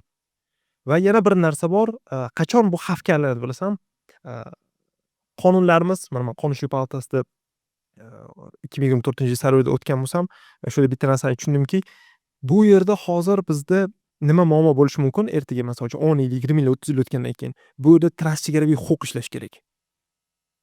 Ya'ni biz hozir qonunchilikda qabul qilganimiz bilan bilamiz, ma'lum bir mamlakatlarda ba'zi bir ijtimoiy tarmoqlarni cheklashyapti, to'g'rimi? Lekin baribir VPN orqali ishlatishyapti. Ya'ni uni chegarash masalalari bor. Uni yuqorida Ziyodbek aytganlaridek serverlar, uni boshqaruvchilar chegaralarda o'tirishadi. Lekin foydalanish imkoniyatini baribir ham hamma uchun berib qo'yishadi. Biz o'zimiz ichki qonunlarimiz bilan ularga nima qilish kerakligini buyruq bera olmaymiz. Mana shu yerda yuqoridagi masala turibdi, transchegaraviy huquq. Ya'ni bizni huquqlarimizni ular ham tan olishadimi yoki ularning huquqlarini biz tan olamizmi yoki yo'q degan narsa. Buni alternativasi Alisher aka aytganlari, o'zimiz sun'iy intellektni ochishimiz kerak va undan foydalanishimiz kerak. Va u bizning huquqlarimiz asosida ishlaydi. Bizni o'sha ma'lum bir darajadagi millatimiz mentalitetiga to'g'ri keladigan bo'ladi. Chunki yuqoridagi masala shunchalik nozikki, qo'yib berilayotgan gender masalalari ham yoki u yerdagi nozik boshqa bir masalalar ham, sun'iy intellekt moslashuvchanligi boshqa masalalar ham naryoqda uni yaratgan mana shu egalarni fikri, aqli, bilimi va dunyoga qarashlari bilan yaratilgan-da. Ya'ni u chegarani qo'ygan-ku. Ha, o'zini qonunchilik bo'yicha ma'lum bir chegara qo'ygan bo'lishi mumkin, lekin u bizga qanchalik to'g'ri kelishini biz bilmaymiz. Shuning uchun ham xavf aynan sun'iy intellektdan xavf qidirishimiz kerak emas deb o'ylayman. Insonlarning o'zidan xavf qidirishimiz kerak. Undan foydalanayotganda qanday foydalanamiz? Manda bitta mulohaza tug'ildi va bitta savol tug'ildi. Savoldan boshlamoqchi edim. Hammaga murojaat, ekspertlar, mehmonlar kimda javob bo'lsa, menga qiziq bo'lardi. Hozir xavf bormi yo'qmi deyilyapti-yu. Alisher aka aytdilar, rivojlanib ketsa ham baribir o'zimiz boshqaramiz deyaptilar. Men savol tug'ildi. Mustaqil qaror qabul qiladigan sun'iy intellekt yaratilsa xavf bo'ladimi yo'qmi? Unaqa yaratmaymiz qo'limizda deyishimiz mumkin-ku, lekin shunaqa nazariya bor, texnologik singulyarlik nazariyasi deyiladi. Unga ko'ra ma'lum muddatda yaqinda bir necha yildan keyin texnologiya rivojini boshqarishning imkoniyati bo'lmaydi. Ya'ni texnologiya bizni izimimizdan chiqib mustaqil rivojlanishda davom etadi va uni oqibatini hech kim bilmaydi. Shunaqa nazariya bor ijtimoiy madaniy evolyutsiyada. Shu nazariya esimga keldi, o'ylab qoldim, agar sun'iy intellekt mustaqil qaror qabul qilsa bizsiz xavf tug'iladimi yo'qmi? Marhamat. Alisher aka, sizdan boshlaymizmi? Ruxsat bersanglar. Baribir hayotda kimdir nimadir qilib ko'rgisi keladi-yu. Bilasizlar-ku, kimdir A, B, S alfabet qilib yurgan paytda kimdir raqamlar bilan ishlagisi keladi. Yaratuvchanlikda insonning xilqatida shunaqa narsa bor. Baribir masalan bizga berilgan topshiriq yoki bizni maqsadimizdan tashqari boshqa qilib bo'lmaydigan yoki qilinishi kerak bo'lmagan sohalarga ham qiziqib ko'riladi. Va bunaqa holatlarda albatta ishlatgan laboratoriyalar bor. U laboratoriyalarning tahlillari, u laboratoriyalar bilan tanishib chiqamiz. Bu bor ekan. Xuddi mana okeanni kislotadan tozalash bo'yicha buyruq berilsa, sun'iy intellekt adolatli qaror qabul qilaman degan payt odamlarni qirib tashlash kerak, to'g'rimi? Shunaqa narsalar ham bo'ladi. U uchun boya transchegaraviy huquqlar haqida gapirildi-yu. Har bir AI zapusк bo'lgan paytida onlaynga chiqdimi, publikka O'zbekistonning qonuni bo'yicha javob berish kerak bo'ladi. U uchun biza juda ham qattiq turishimiz kerak. Yana o'sha gap, huquq bilan chegaralay olamiz. Ularga bunaqa fikrlama, bunaqa qilma deya olmaymiz. Va bu уже boshlangan protsesslar. O'zi singulyarlik nima degani fizikada olingan va qora tuynukning ichiga kirib ketgan paytda voqealar gorizontidan o'tgan paytda singulyarlik boshlanadi. Bu nima degani? Ortiq shu paytgacha to'g'ri keladigan ishlayotgan qonunlar, fizik qonunlar ortiq ishlamaslik nuqtasi hisoblanadi. Va bu texnologik singulyarlik ham xuddi shunaqa. Texnologik rivojlanish ma'lum bir darajaga yetgan paytda undan u yog'iga nima bo'lishini biz taxmin qilolmaydigan darajasi texnologik singulyarlik deb ataladi. Va bu darajani AGI bilan bog'lashadi. Ya'ni biz qachonki AGI darajasiga yetsak va undan o'tadigan bo'lsak, o'sha singulyarlik holatiga yetib kelamiz. Bundan bu yog'iga texnologiya nima qila olishi mumkinligini biz tasavvur ham qila olmasligimizni anglatadi. Bu kitobda ham yaxshi ochib berilgan. Va ana u paytdagi ikkita masala bo'yicha aytmoqchi edim. Birinchi navbatda sun'iy intellektga biz o'qitamiz, deyapsizlar. Va bitta muammo bor bu yerda, black box muammosi bor. Ya'ni qora quti muammosi. Ya'ni biz sun'iy intellektga ma'lumotlar berishimiz mumkin, lekin sun'iy intellekt o'sha o'rgangan ma'lumotlardan kelib chiqib, bizga chiqarayotgan natijasi o'rtasida kechayotgan jarayon aynan qanday bo'lishini hech kim bilmaydi. O'sha sun'iy intellekt yaratayotganlar ham, OpenAI ham, Anthropic egalari ham black box muammosini hali hech kim nima bo'layotganini, u qanday qilib o'sha javob chiqarayotganini bilmaydi. Soddaroq qilib tushuntiradigan bo'lsam, bu ehtimoli nazariyasi bilan ko'proq bog'liq. Deylik, bitta qop olaylik, ichi ko'rinmaydi. Agar uning ichiga oq va qora shardan bittadan tashlasak, qo'lni tiqib bittasini olgan paytda necha foiz ehtimollik bilan mana shu oq va qora sharni olishimiz mumkinligini bilamiz. Deylik, 50 ga 50. Agarda xuddi o'sha qopni turli xil rangdagi sharlar bilan to'ldirsak va undan bitta oladigan bo'lsak, qaysi birini ehtimoliga qancha bo'lishini aniq ayta olmaymiz. Va mana shu narsa ma'lumotlar, sun'iy intellektga o'qitiladigan ma'lumotlar yoqqa kiritiladi birma-bir va u agarda oq sharni tanladigan paytda u qo'li bilan qizilni oladigan bo'lsa, xato deb belgilanadi. Agar oq topsa, unaqa rag'batlantiriladi, ya'ni reinforcement learning. Va mana shu jarayon juda ko'p marta takrorlangandan keyin sun'iy intellekt biz nima uchunligini bilmaymiz. Biz oq sharni ol degan paytimiz oq sharni tanlash ehtimoli borgan sari oshib boryapti. Ya'ni u to'g'ri taxmin qila olyapti, noaniq joyda keyingi nimani olish kerakligini, nima so'zni aytish kerakligini, nima ma'lumot chiqarish kerakligini va buni qanday qilayotgani haligacha noma'lum. Mana shu black box problem. Ya'ni qanday qilishini biz bilmaymiz. Ya'ni sun'iy intellektni hali o'zimiz to'laqonli tushunmagan holatda uni o'qityapmiz va unga nazorat qilish uchun chegaralar qo'yapmiz. Ana u paytda aytdilar, o'sha sun'iy intellekt o'zini alohida chiqib ketadi, mana shunaqa qiladi degan paytda unga chegara qo'yilmagan demak dedilar. Yo'q, aslida mana shu alignment problem. Alignment problem yaxshiroq tushuntiradigan bo'lsam, bu sun'iy intellektga biz xohlagan maqsadni to'laqonli, detalni o'zimiz xohlagan darajada tushuntira olish. Misol keltiraman, deylik, sun'iy intellektga, misol AGI darajasidagi sun'iy intellektga vazifa berdik. Barcha odamlarni baxtli qil. Va u nimani tushunadi? Baxt deganda, deylik, baxt tushunchasi biologik jihatdan miyadagi endorfin bilan o'sha gormonlar ishlab chiqarilishi. O'sha gormonlar ishlab chiqarilsa, odam baxtiyor his qiladi o'zini. Va sun'iy intellekt nima qiladi? Hamma odam to'playdi, insonlar miyasiga maxsus apparat o'rnatib, doimiy ravishda o'sha gormonlar, baxt gormonlarini ishlab chiqaradigan qilib qo'yadi va hamma baxtli bo'ladi. Ya'ni sun'iy intellekt to'g'ridan-to'g'ri tushunadi. Mana bu alignment problem. Ya'ni biz xohlayotgan narsa boshqacha edi, lekin sun'iy intellekt boshqacha tushunyapti. Va yoki boshqa Nick Bostrom keltiradigan paperclip muammosi bor. Ya'ni bu qisqich muammosi. Deylik, biz AGI darajasidagi o'sha inson darajasidagi sun'iy intellektga 100 mingta qisqich yaratishni vazifasini berdik. Va u yaratishni boshladi, bunkerlar, oldi metallarni qo'ydida yaratishni boshladi va natijada u 100 mingta yaratgan paytda hech qachon u yaratayotgan qisqichlar perfect bo'lmaydi, ya'ni mukammal bo'lmaydi. Qaysidir bittasi singan bo'ladi, qaysidir bittasi qiyshiq bo'lib qoladi. Va uni vazifasi mukammallashtirish. O'sha mukammallashtirishni to'xtatib bo'lmaydi.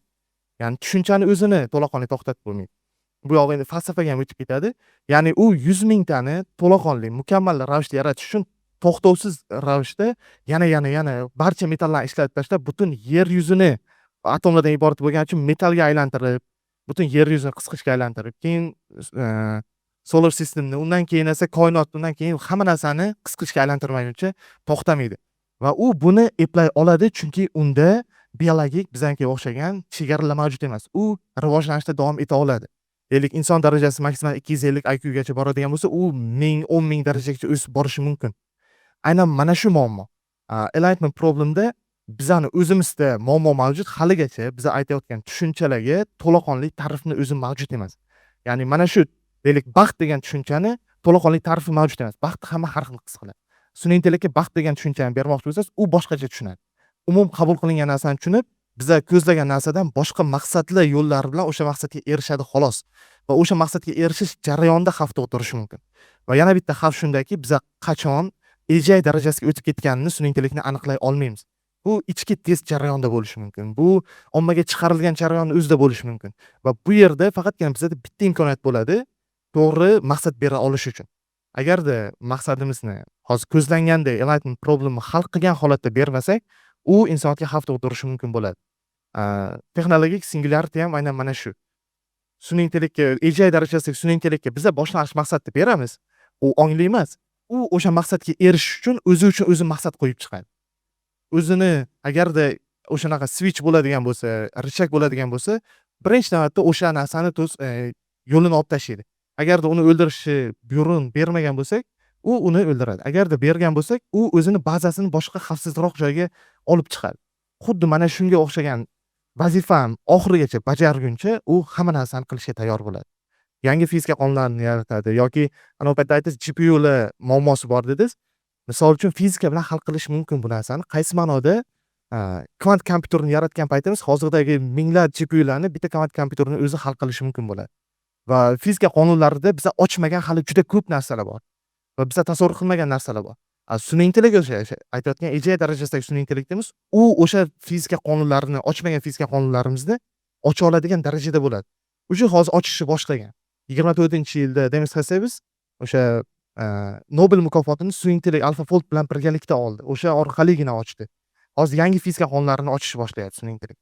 Ya'ni biz yetib kelyapmiz. Men juda 100 yillab uzoq kelajak haqida aytmayapman. Men 10 yil, 15 yil, borganda 20 yillik kelajak haqida aytyapman. Shu darajaga yetib kelishimizni. Va aynan mana shu, yana uzoq gapirib yubordim, uzr. Qachon biz yetib kelamiz degan masala ham bor. O'sha singularlikka qachon yetib kelamiz, AGI darajasiga qachon yetib kelamiz degan masala 2000-yillardan beri sun'iy intellekt mutaxassislari o'rtasida ko'tarilib kelinadi va bu yerda so'rovnoma o'tkazib kelinadi. 2000-yillar boshlarida biz 2100-yilgacha erisha olmaymiz deb aytgan 50% dan ortiq odamlar bo'lgan, sun'iy intellekt mutaxassislari.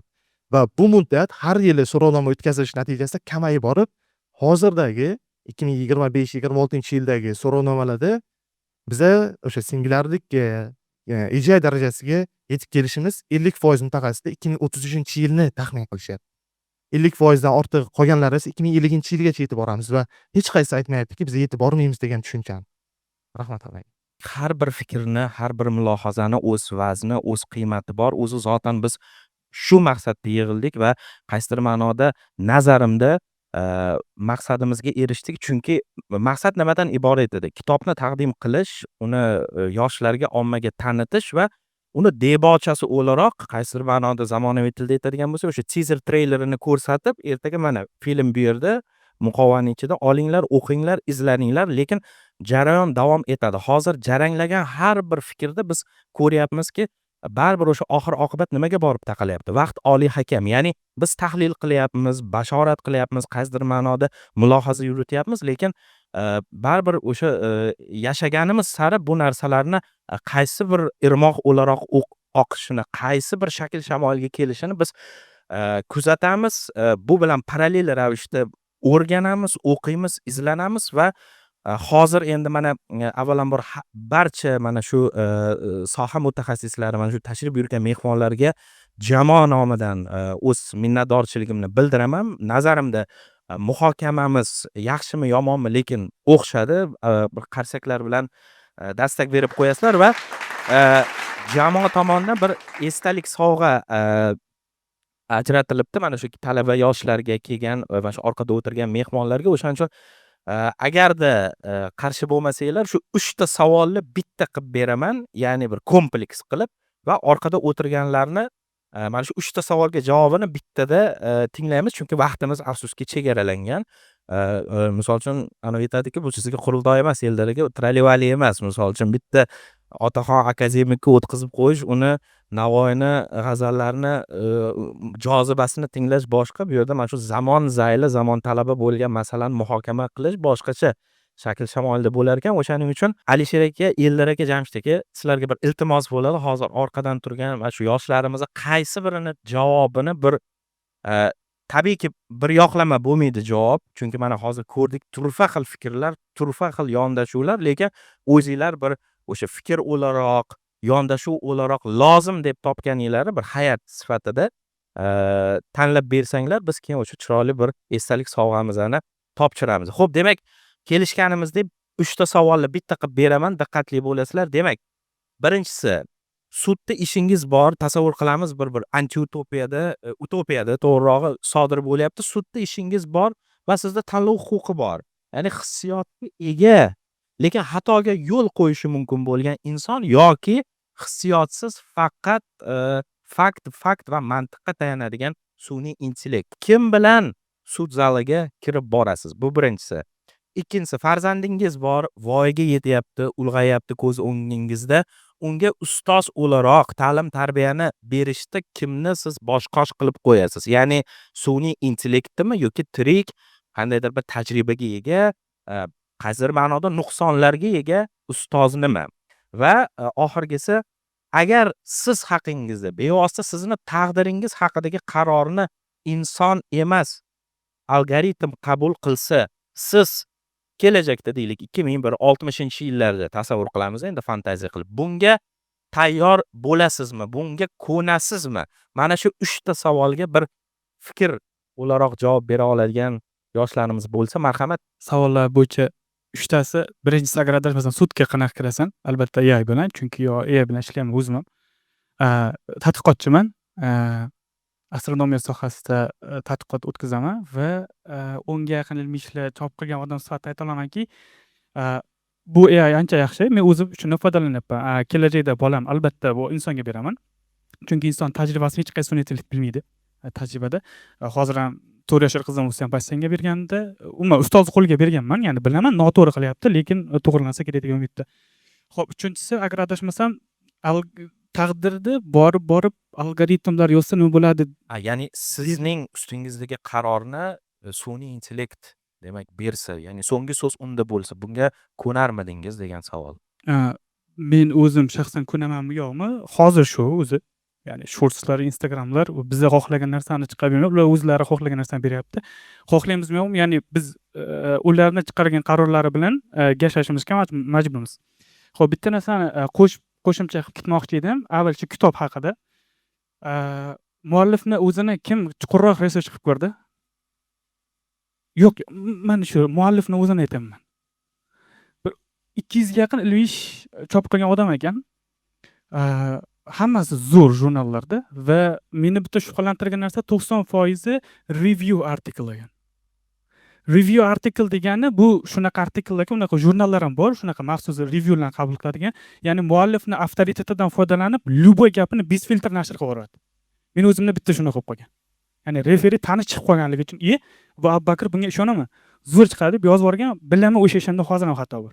Yotibdi, lekin online publish bo'lgan, o'zi open access turibdi-da. Birinchisi savolim muallifni o'ziga bo'lardi. Muallif qay darajada mutaxassis? Ko'rdik, PhD haqiqatan Amerikan top universitetlarida qilingan ekan. Lekin ishlari-chi, Ya'ni ishlari menga ozroq qiziq bo'lyapti. Sababi 90% review artikel yozgan odam review qilyaptimi, science qilyaptimi, nima qilyapti o'zi aslida? Ikkinchidan men umrim davomida bittagina pop science kitob o'qiganman. Luciano Rizzolani o'sha qora o'ralar haqida yozgan kitobi. O'sha kitob bittagina olim butun umri davomida bittagina shu kitobni yozdi. Yaqinda 2018-yil yozdi. Vaholanki 2019 va 2022-yillarda ikkitagina o'zi supermassive black hole'da rasm olinganda, ikkalasida ham qatnashgan. Juda kuchli mutaxassis, haqiqatdan O'zbekistonda ham dars beradi hozir. U kishini kitobini o'qisangiz, haqiqatdan ham bilasizki, unaqa uncha kitob yozganga ketgan mehnatiga undan ko'ra 10 ta artikl yozardi. Ya'ni bular 90 ta artikl, review artikl yozyapti, yana kitoblar yozyapti. Balki muallifni o'zini sal shubha ostiga olish kerak edi. Ya'ni men shuni nima qilib qo'ymoqchiman, sal chuqurroq qaraylik degan maqsadda shuni gapim bor. Rahmat shu. Sizga rahmat. Avvalambor assalomu alaykum hammaga. Ismim Komiljon, hozirda talabaman. Birinchi savolga keladigan bo'lsak, shu sud jarayoniga kim bilan kirarsiz degan. Rossiyalik olim bitta tadqiqot o'tkazganini ko'rgan edim. Unda u shu sud jarayoniga berilgan hamma savolga sun'iy intellektdan kelib chiqqan holda javob bergan. Keyin sud jarayoni yutib chiqqan. Bundan bilishimiz mumkin. Hozirda ya'ni agar sun'iy intellekt aniq faktlarga asoslangan bo'lsa, albatta sud jarayoniga sun'iy intellekt bilan birga kirgan bo'lasdim. Ikkinchi savolga keladigan bo'lsa, ya'ni kelajakdagi farzandni aniq bir insonga tarbiya berish mumkinmi yoki sun'iy intellektgami deganini. Menimcha sun'iy intellekt insonning qadriyatini, uning hissiyotini tushuntirib beradigan darajada hali beri rivojlanmagan. Bu rivojlanolmaydi ham. Shu sababli ham men kelajakdagi farzandimni inson qadriyatini tushuntiradigan, inson hissiyotlarini tushuntiradigan mayli xato qilsa ham insonlarga bergan bo'lasdim. Uchinchisida, keyingi yillarda ya'ni biz qaror qabul qilishimizda sun'iy intellektni o'rni deganda buni oddiygina misol bilan ko'rsatib bermoqchiman. Masalan, meni o'zim yoshligimda qanday orzuying deganda, masalan, kosmosga chiqish yoki o'zim soham zo'r bo'lishi deyishim mumkin edi. Lekin men hayotimga telefon kirib keldi, shunday ijtimoiy tarmoqlar kirib kelgandan keyin meni orzuyim nima deganda bilishim mumkin. Qanaqadir Amerikadan yaxtalar yoki gelik shunaqa avtomobillar bo'lishi mumkin. Bundan уже bilishimiz mumkin. Har birimizni qaror qabul qilishimizga hozirgi kungacha sun'iy intellekt уже kirib bo'lgan va buni bilan endi o'zimizni nazorat qilishimizni to'g'ri deb bilasdim. Hammaga rahmat. Katta rahmat. Qarsak edi. Assalomu alaykum. Men ismim Mursadbek Qodirov, talabaman. Avvalo birinchi ustozimizning fikriga qo'shimcha fikr bildirmoqchi edim o'sha jam muammosi haqida. Hozirda ham o'sha jam muammosi bor. Bu ijtimoiy tarmoqlar qolganlarning gapiga qo'shilgan holda tarbiya birinchi o'rinda, chunki ertaga o'sha bola ming aqlli bo'lgan taqdirda ham o'zimizga qarshi xizmat qilishi yoki yomon maqsadlar yo'lida bilimini ishlatishi mumkin. Va uchinchi masalada oxirgi so'zni emas, lekin juda ajoyib resurs sifatida qarashni istardim. Ya'ni chunki bilamiz, masalan, meni qiziqishlarim bor, lekin qiziqishlarimga mos keladigan kasbni topolmasligim mumkin yoki hayot yo'lim. Ko'p narsani biladi, ko'p narsaga qara oladi. Shunday fikrim bor. Tashakkur. Qarsak edi. Assalomu alaykum. Men tarix ustoziman xususiy maktabda. O'shanga biroz tarix sifatida javob bermoqchi edim. Masalan, birinchi narsada mana bir voqea bo'lgan. Ota har kuni ichib kelib xotinini urgan va o'sha paytda bola himoya qilaman deb otasini o'ldirib qo'ygan. Shunga u qamalib ketgan. Ona qayta apellyatsiya beravergan, oxiri 2-3 yildan keyin chiqib ketgan. Lekin sun'iy intellekt bo'yicha agar sudya bo'lsa yoki advokat bo'lsin, boshqa bo'lsin, sud tizimiga aralashishi bu xato, chunki u shunday jarayonlarni hisob-kitob qila oladimi degan savol bor. O'shaning uchun men inson omilini tanlagan bo'lardim. Ikkinchisi, tarixdan har qanday podshohni ustozi bo'lgan, deylik, Makedonskiyni Aristotel yoki Amon Temurni Shamsuddin Kulol yoki boshqa ustozlari, ular eng ko'p tarbiya bergan narsasi ularning xarakteri. Sizni xarakteringiz qancha kuchli bo'lsa, sizni hayotda erishadigan narsa shuncha mukammal bo'ladi. Masalan, Amir Temur 60 ta odam bilan 1000 ga yaqin jangchilarni yenggan joylari bo'lgan. O'shanga ularning xarakteri yoki boshqa ko'nikmalarni rivojlantiradigan narsa bu sun'iy intellekt emas, aynan inson omili.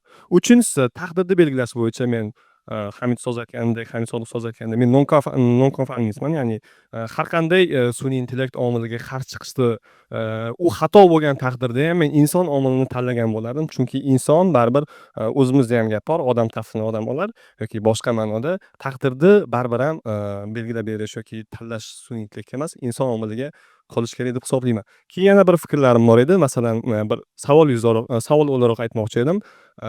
1984 kitobini ko'pchiligimiz o'qiganmiz. Bir yildan buyon advokaturada faoliyat yurityapman.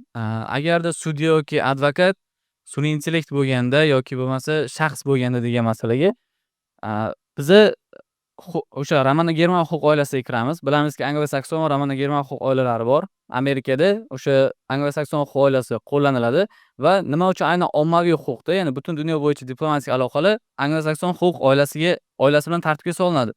Sababi Anglo-Sakson huquq oilasida vaziyatdan kelib chiqib tahlil qilinadi. Ramana Germanda esa afsuski bizda shunday narsa bor. Uning asosiy manbasi bu aniq yozilgan huquqiy normalar. Bizda saqlab aytadigan bo'lsak, konstitutsiyamiz yoki kodekslarimiz bilan ish qilamiz. Advokaturada shunday bir narsani ko'rdimki, 130 ming so'mlik o'g'irlangan narsa uchun ham 2 yilgacha ozodlikni cheklash jazosi berilishi mumkin. Va u kattaroq oqibatlarga olib kelgan bo'lsa ham 2 yilgacha yoki bo'lmasa kerak bo'lsa undan kam. Chunki bugungi kunda o'sha ijtimoiy tarmoqlarda ko'ramiz, bayroq masalasida 15 sutka olyapti-yu, arzimagan gap uchun 2 yilgacha qamalib ketyapti. Afsuski bu narsa bizning kodekslarimizda belgilab qo'yilgan. Shunday shu joyda men aybni tanlagan bo'lardim. Nima uchun? Boya aytib o'tdilar, agarda aniq bir tokillarni prosta tahlil qiladigan emas, chuqur sun'iy intellekt bilan tahlil qila olsa, vaziyatni o'sha vaziyatdan kelib chiqib, u qanday o'sha majbur bo'ldimi yoki bo'lmasa atayin qildimi, qasddan qildimi degan narsani tahlil qila olsa, men ayni tanlagan bo'lardim. Chunki bizni ming sudyalarimiz o'sha insoniylik jihatdan yaxshilik qilmoqchi bo'lsa ham, lekin ular o'zining vakolatidan chiqib keta olmaydi. Chunki ularni o'sha kodeks bilan ish qilishga aniq bir yo'naltirilgan vazifasi bor. Kodeksda bizda 2 yilmi 2 yil berilgan, 5 yilmi 5 yil berilgan. Sun'iy intellekt agarda uni o'sha anglo-sakson huquq oilasi kabi tahlil qilib, chuqur tahlil qila oladigan bo'lsa, men ayni tanlagan bo'lardim deb javob beraman. Rahmat. Qizlarimizda bormi javob? Keling, sizdan boshlaylik. Marhamat. Men birinchi savolga inson omilini tanlagan bo'lardim, chunki ba'zi bir xatoliklar o'sha sudga xato qilingani yuzasidan boryapti va barcha qoidalar bo'lganda yoki shunga o'xshash tizimlar bo'lganda xato bu o'sha insonga xos neyrogarmonik ehtiyojlardan kelib chiqadi va buni AI tizimlari juda ham analitik tarzda tahlil qilgani uchun o'rtadagi muvozanatga xos to'g'ri qarorni bera oladi deb hisoblamayman. Aynan o'sha neyrogarmonik ehtiyojlar yuzasidan kelib chiqayotgan xatolikka insonga xos sensitivlik bilan va insonga xos o'sha empatiya bilan ham ko'rib chiqish kerak bo'ladi. Shunda o'rtadagi to'g'ri muvozanatli boyagi to'g'ri qaror qabul qilinadi deb hisoblayman. Ikkinchi savolga ham inson omili, ya'ni ustozlik uchun, chunki agar AI unga tarbiya beradigan bo'lsa, bu tarbiya hisoblanmaydi, o'ziga nisbatan simbiozni yaratib qo'yadi. Chunki bunda u barcha jarayonlarga nisbatan eng dominant yechimlarni beradi, har doim shunaqa qilaveradi va bunda to'g'ri, noto'g'ri degan narsani o'zi bo'lmaydi, chunki faqat to'g'ri narsa berilgandan keyin bitta tizim ketaveradi. Agar odam omil, ya'ni inson ustozlik qiladigan bo'lsa, u to'g'ri narsani o'rgatmaydi, to'g'ri narsani topishni o'rgatadi. Tarbiya o'zi shu narsa deb hisoblayman. Uchinchisida ham inson omili, chunki bu to'g'ridan to'g'ri manipulyatsiyani boshqa omilga berib qo'yish, o'z taqdirini AI tizimiga berish. To'g'ri, AI tizimi har doim dominant yechimni berishi mumkin, lekin taqdir bu bizni shaxsiyatimiz ham deyishimiz mumkin va shuning uchun o'zimda qoladi, meningcha o'zimda qoladi va bu meni yashovchanlikka oid shaxsiyatim hisoblanadi. Keyin yana bir kishini fikriga meni biroz g'aliz tuyuldi. Sharh maqolalar bu tadqiqot emasdek tuyuldi. Birinchi savol bo'yicha o'zimning fikrimni bera olmayman, chunki inson ham xato qiladi va sun'iy intellektdan faqat aniq ma'lumotlarga tayangani uchun insondagi emotsiya va hissiyotlarni e'tiborga olmasa xato qilishi mumkin. Shu sababli birinchi savolga o'zimning shaxsiy tanlovim yo'q. Ikkinchi savol bo'yicha esa ham tarbiya, ham ta'lim aytib o'tildi. Tarbiya bevosita qadriyatlarga tayangan holatda inson tomonidan insonga beriladi. Chunki tarbiyada eng muhim jihat bu qadriyat hisoblanadi. Va masalan O'zbekiston mentalitetida oladigan bo'lsak, biz haqiqiy o'zbek bolasini vatanparvar qilib tarbiyalash uchun o'zbek qadriyatlarga tayanib tarbiya berishimiz kerak. Yevropani yoki qadriyatga qarab emas. Endi ta'lim masalasiga kelsak, ta'lim faqat inson tomonidan berilmaydi. O'zimiz masalan hozir universitetda xalqaro ta'lim o'rganayotganimizda butun dunyoda ta'limda nimalardan foydalanishayotganini o'rganyapmiz. Va shunda oxirgi marta ko'rganim, Amerikani ba'zi maktablarida sun'iy intellekt, ya'ni robot o'qituvchilardan foydalanish boshlandi. O'qituvchi sifatida emas, faqatgina bolani qiziqishlariga qarab yo'naltiruvchi sifatida. Ya'ni bizda iqtidorli bolalarni o'qitish degan fan bo'ladi. Iqtidorli bola bilan ishlash uchun esa, masalan, sinfda 35 ta o'quvchi bor. 35 tadan 30 tasi agar iqtidorli bo'lsa, maksimalni, hammada iqtidor bo'ladi chunki 30 ta bilan o'qituvchi alohida ishlash imkoniyati ega emas. Ya'ni inson fizik jihatdan 30 ta bola bilan 30 xil ishlay olmaydi. lekin robotik texnika masalan robotlar yoki sun'iy intellekt 30 ta bolani unga 30 xil yondashuvni taklif qilishi mumkin. Faqatgina o'qituvchining rahbarligi ostida. Ya'ni sun'iy intellekt o'qituvchi o'rnini bosmaydi, yordamchi bo'lib bera oladi. Tarbiyada esa insonni o'rnini bosadigan intellekt mavjud emas. 3-savol bo'yicha men o'ta ham qadriyatlarga tayanadigan insonman va qaror qabul qilishda doimo o'zimning yagona qadriyatim mustaqillikka egaman. Mani qaror qabul qilayotganimda sun'iy intellektdan tashqari insonlarning fikri va ularning bosimlarini ham inobatga olmaganligim uchun qaror qabul qilishda mutlaqo o'zim qaror qabul qilaman. Sun'iy intellektdan foydalanmasdim. Katta rahmat. Marhamat, mikrofonni berib olaylik. Assalomu alaykum hammaga. Ismim Kumush. Ta'lim va marketing sohasida loyihalarni boshqarish bilan shug'ullanaman. Xo'p, yuqorida juda ajoyib fikrlar bo'ldi. Ancha o'zimga konspektlar yozib oldim. Rahmat. Endi savoliga keladigan bo'lsak, vaqt oz qoldi. Qisqacha gapirishga harakat qilaman. Bu yerda birinchi navbatda makon va zamon masalasi bor. Ya'ni qachon va qayerda bo'lyapti o'zi bu savollar degan. Endi umumiy savollar berilgan. Sun'iy intellekt bilan sud zaliga kirarmidim degan savolga keladigan bo'lsa, yana bunaqa tajriba, men yurist ukamiz aytganlaridek, anglo-sakson huquqiy oilalar tajribasida bo'lgan, ya'ni sun'iy intellekt orqali turli xil keyslarni, kazuslarni yechishgan holatlari bo'lgan va bu ancha muvaffaqiyatli bo'lgan. Lekin O'zbekiston sharoitida men hech qachon bu tajribani tavsiya qilmagan bo'lardim, ayniqsa hozirgi vaziyatda. Chunki O'zbekiston qonunchiligi bilan yaxshi tanish emas hali. Bizda elektronlashtirilmagan qonun hujjatlari, farmonlar va hokazo har kuni kerak bo'lsa, kunda bir necha marotaba yangilanayotgan farmon, qonunchilik hujjatlari va hokazolar bor. Bulardan sun'iy intellekt xabardor emas. Va tabiiyki inson omili bu yerda ancha yaxshi tanlov bo'ladi. Endi keyingi 10 yillikda, dekadalarda qanaqa bo'ladi, bu haqda prognoz qilish to'g'ri emas. Endi ikkinchi savolga keladigan bo'lsak, Alisher aka zo'r gap aytdilar. Hozir biz onlayn maydonda o'zimizni sifrovoy klonlarimiz, ya'ni agentlarimizni nega yaratmasligimiz kerak? Bunga shoshilishimiz kerak. Agar masalan ertaga farzandim bo'ladigan bo'lsa, men afzal bilaman o'zimni sifrovoy klonimni yaratishni. U men kabi fikrlaydi, men kabi o'zgarib boradi, men kabi qadriyat tushunchaligiga ega bo'ladi va men to'g'ridan-to'g'ri unga ishongan bo'lardim. Endi 3-savolga keladigan bo'lsak, uzr, 3-savol nima edi? Sizning ustingizdan o'qiladigan hukm masalasi. Bu hukm masalasida men to'g'risi algoritmlarga ishongan bo'lardim. Chunki ishongan bo'lardingiz. Da. Bo'ldi, rahmat. Xo'p, rahmat. Kutilmagan javob bo'ldi. Xo'p, demak, agarda boshqa javob beradiganlar qolmagan bo'lsa, ijozatinglar bilan o'z demak, chiroyli javoblar sohiblarini taqdirlab qo'ysanglar va bizda shu bilan ikkita jarayon qolyapti. Bu umumiy suratga tushish va final. Sovg'alar sal ko'paydi-da, 3 ta. Yaxshi. Shunga hozir. Demak, 3 kishini taqdirlaysizlar. Yaxshi. Biz o'sha xuddi sun'iy intellektda xolis obyektiv ishlashga harakat qilib, birinchi o'rinda qizimizni mukofotlashga qaror qildik. Bitta qarsaginglar bo'lsa, marhamat. Biotexnolog qizimiz bo'lishib oling-da, Alisher aka. Bu kishi gapiradi, siz taqdim qilasiz.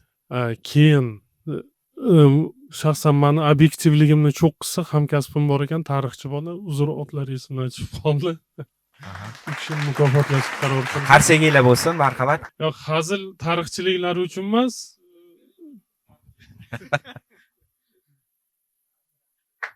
Qarsaginglar bo'lsin, marhamat. Tarixchiligi uchun emas, xuddi menga o'xshab konservativ ekan. Men ham 3 ta savolda ham odamga ishongan bo'lardim.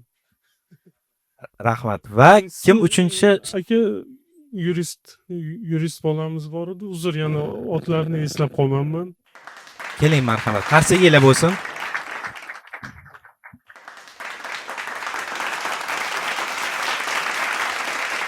Jamshid aka, demak tushunishim bo'yicha hozir hammani taqdirlab bo'ldik.